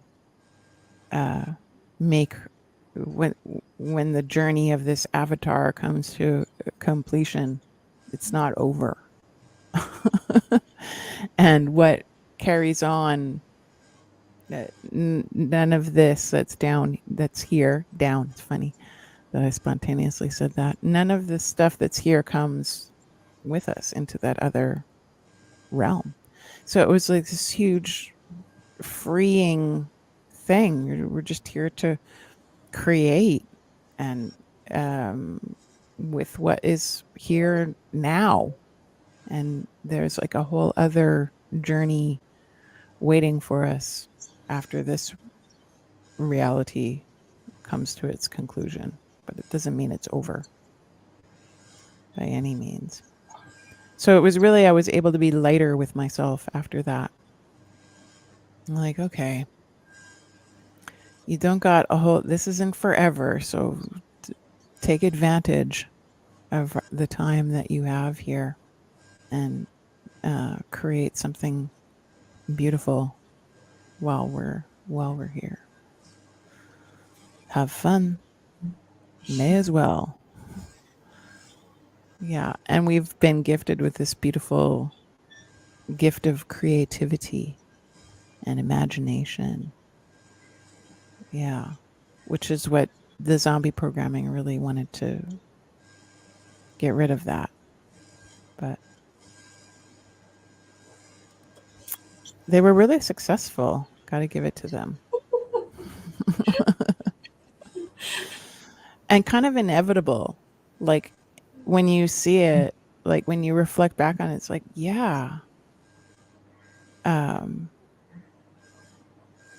You can see how how naturally this would kind of is an easy scenario to see, because people are just so addictive by nature, by design. So play on the it's like they actually played our strength. And so really got a lot of people when you play on someone's strength. And then you it's like reverse. So I think everything is actually backwards, and all of there is no doom. I don't think nature works like that. Mother Nature is not against us. And the whole environment doom thing, I really don't buy into it anymore. I used to. but I don't think that this back to my original feeling working on the water when the weather got like extreme, like intense, and I felt like Mother Nature was punishing me for something. And then I was like, no way that this is punishment. This is like an invitation to engage, actually. So I don't think there's anything to fear, so to speak. Yeah. I think most of all, it feels like the addiction is to safety, Mm. security, certainty. Yeah. Yeah, and the those have all been programmed for us mostly. Like when you think of safety, it's like, okay, then you fall into the program. Okay, now what is that? What is that? When you would say what it would safety be to someone, I wonder what, like a zombie or I think it would be like, okay, I need to have a career, I need a job, I need a place to live. And So yeah. I'm a zombie too. I mean, I have zombie programming, so I can tell you what they are. Like money, Yeah. so that I can survive. Safety. I Yeah. need to ensure my survival. Like my body needs to survive. So I need money. I want to have a family who's going to always be here with me. I need a spouse, someone like, I need my own house where I can make sure that I'm safe here and nobody's going to Yeah. get me. Yeah. All that. Yeah. I need to be able to, back to this safety. I need to be able to control all these things. Money, the family, the spouse, the car, the house, all these, I need it to be under my control. So that I can make sure it's always going to be there. It's going to be the way I like it, where I can feel safe and relaxed. Yeah. And it's true what you say. Like all of those things do provide that, but it's the how you get there. I think that's the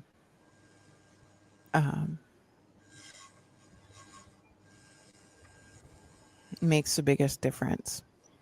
I think it's how you relate to it. Okay. Yeah. Yeah, because you Yeah. get every moment is Yeah. You're right. it's not right. It's how you are then relating to it. Do you Yeah. relate to it like this is mine and I need to like put it in under lock and key and throw the key away? You know what I mean? It's like fixed, which is how a lot of people relate to it. It's like Yeah.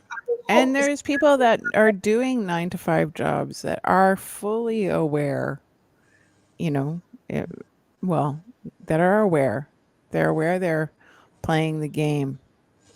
And yeah. So it's not that you can't do it. And I mean, I could go get a 9-to-5 job. Like, sure, there's nothing stopping me from doing that. It's just I hate 9 to 5. I don't think and who knows, it might come that way, but it's usually not for me. When I say 9 to 5, like it would be, even if I did 9 to 5, it would probably be pretty different kind of experience. Exactly, because it's like I'm like a very like when I do something with someone else, I really I really fully engage when I'm there. So it would be a shame to just be, working at a fast food joint, sloughing something that I didn't like, just totally opposite. I mean, it's not that I don't have the capability of doing it. It's just someone comes to order like be a waste.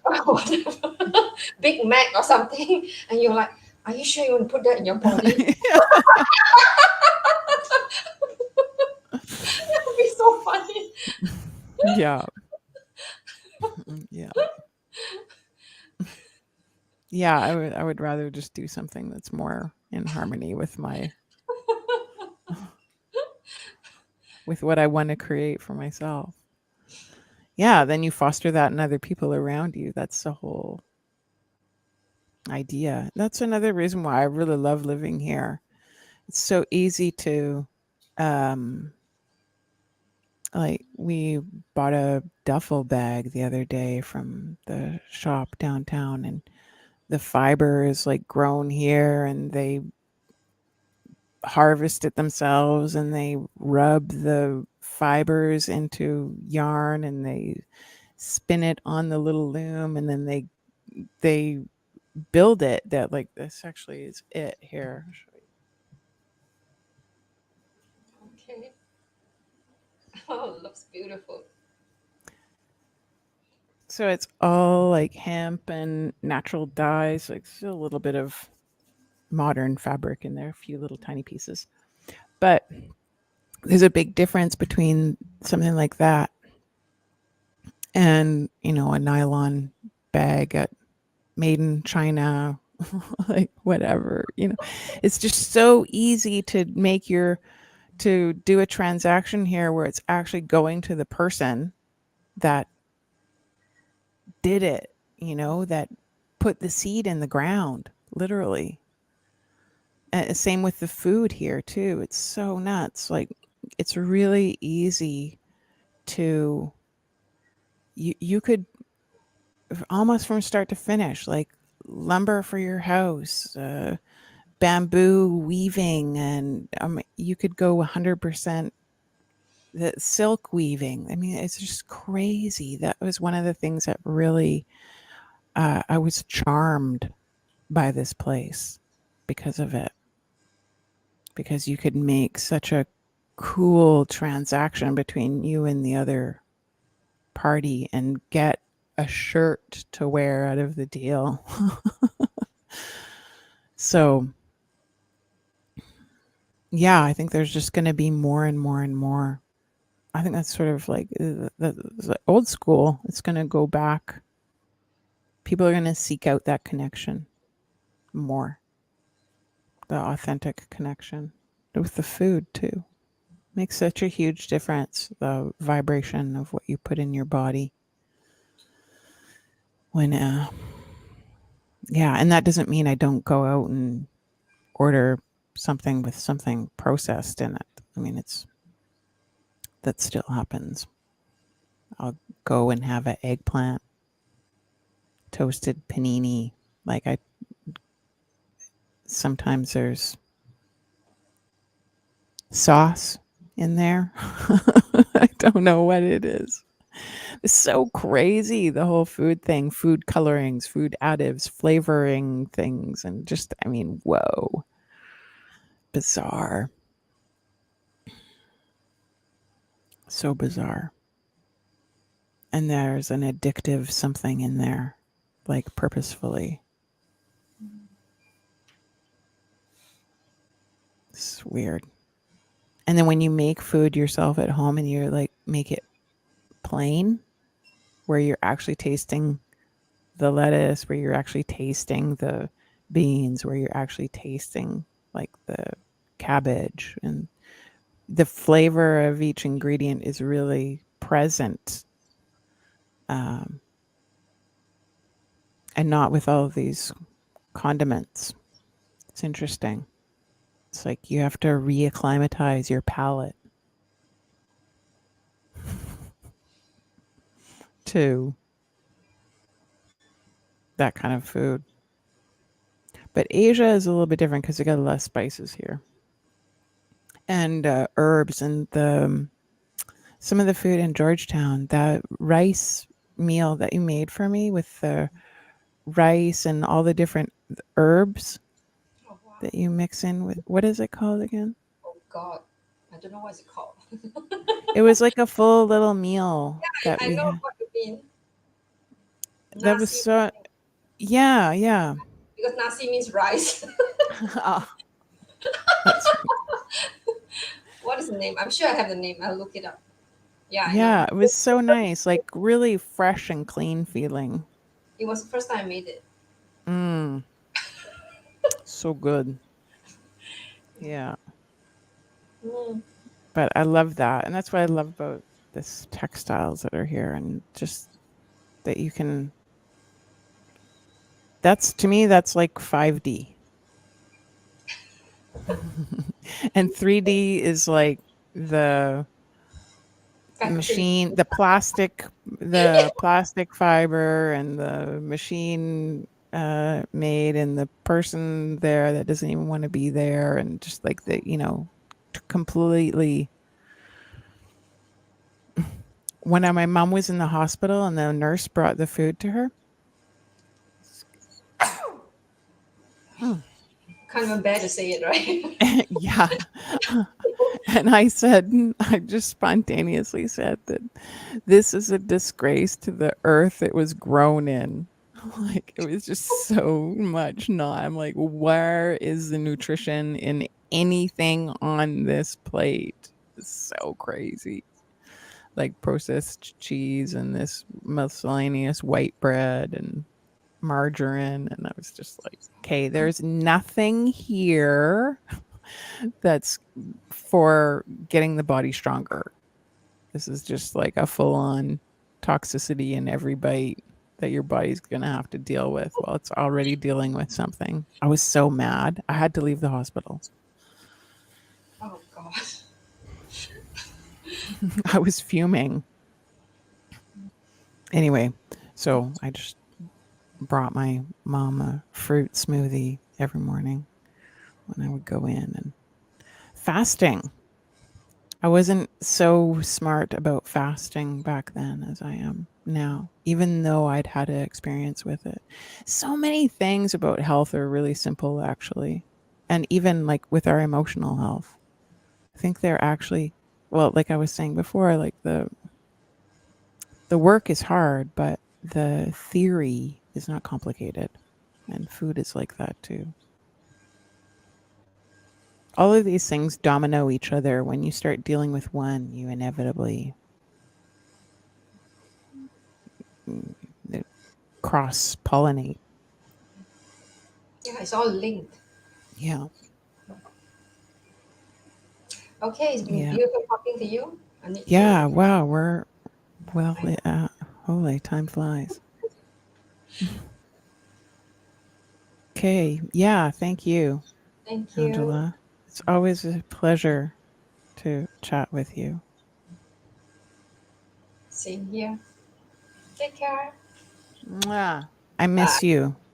I miss you. I miss your, like, I miss your warm embrace. Are So you I'm coming? sending you one now. Yeah, I have plans still to come to Georgetown. Don't wait until the next lockdown.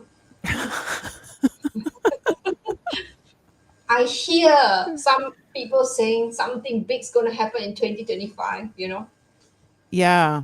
some sort of similar thing to what we have experienced, Yeah. the same sort Yeah. of thing. It's like a kind of shake up.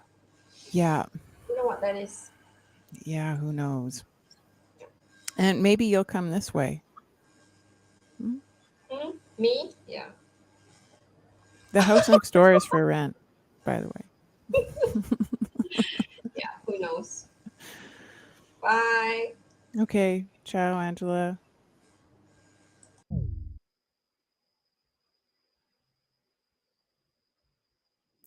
Thanks, everybody, for tuning in, and we'll see you next time.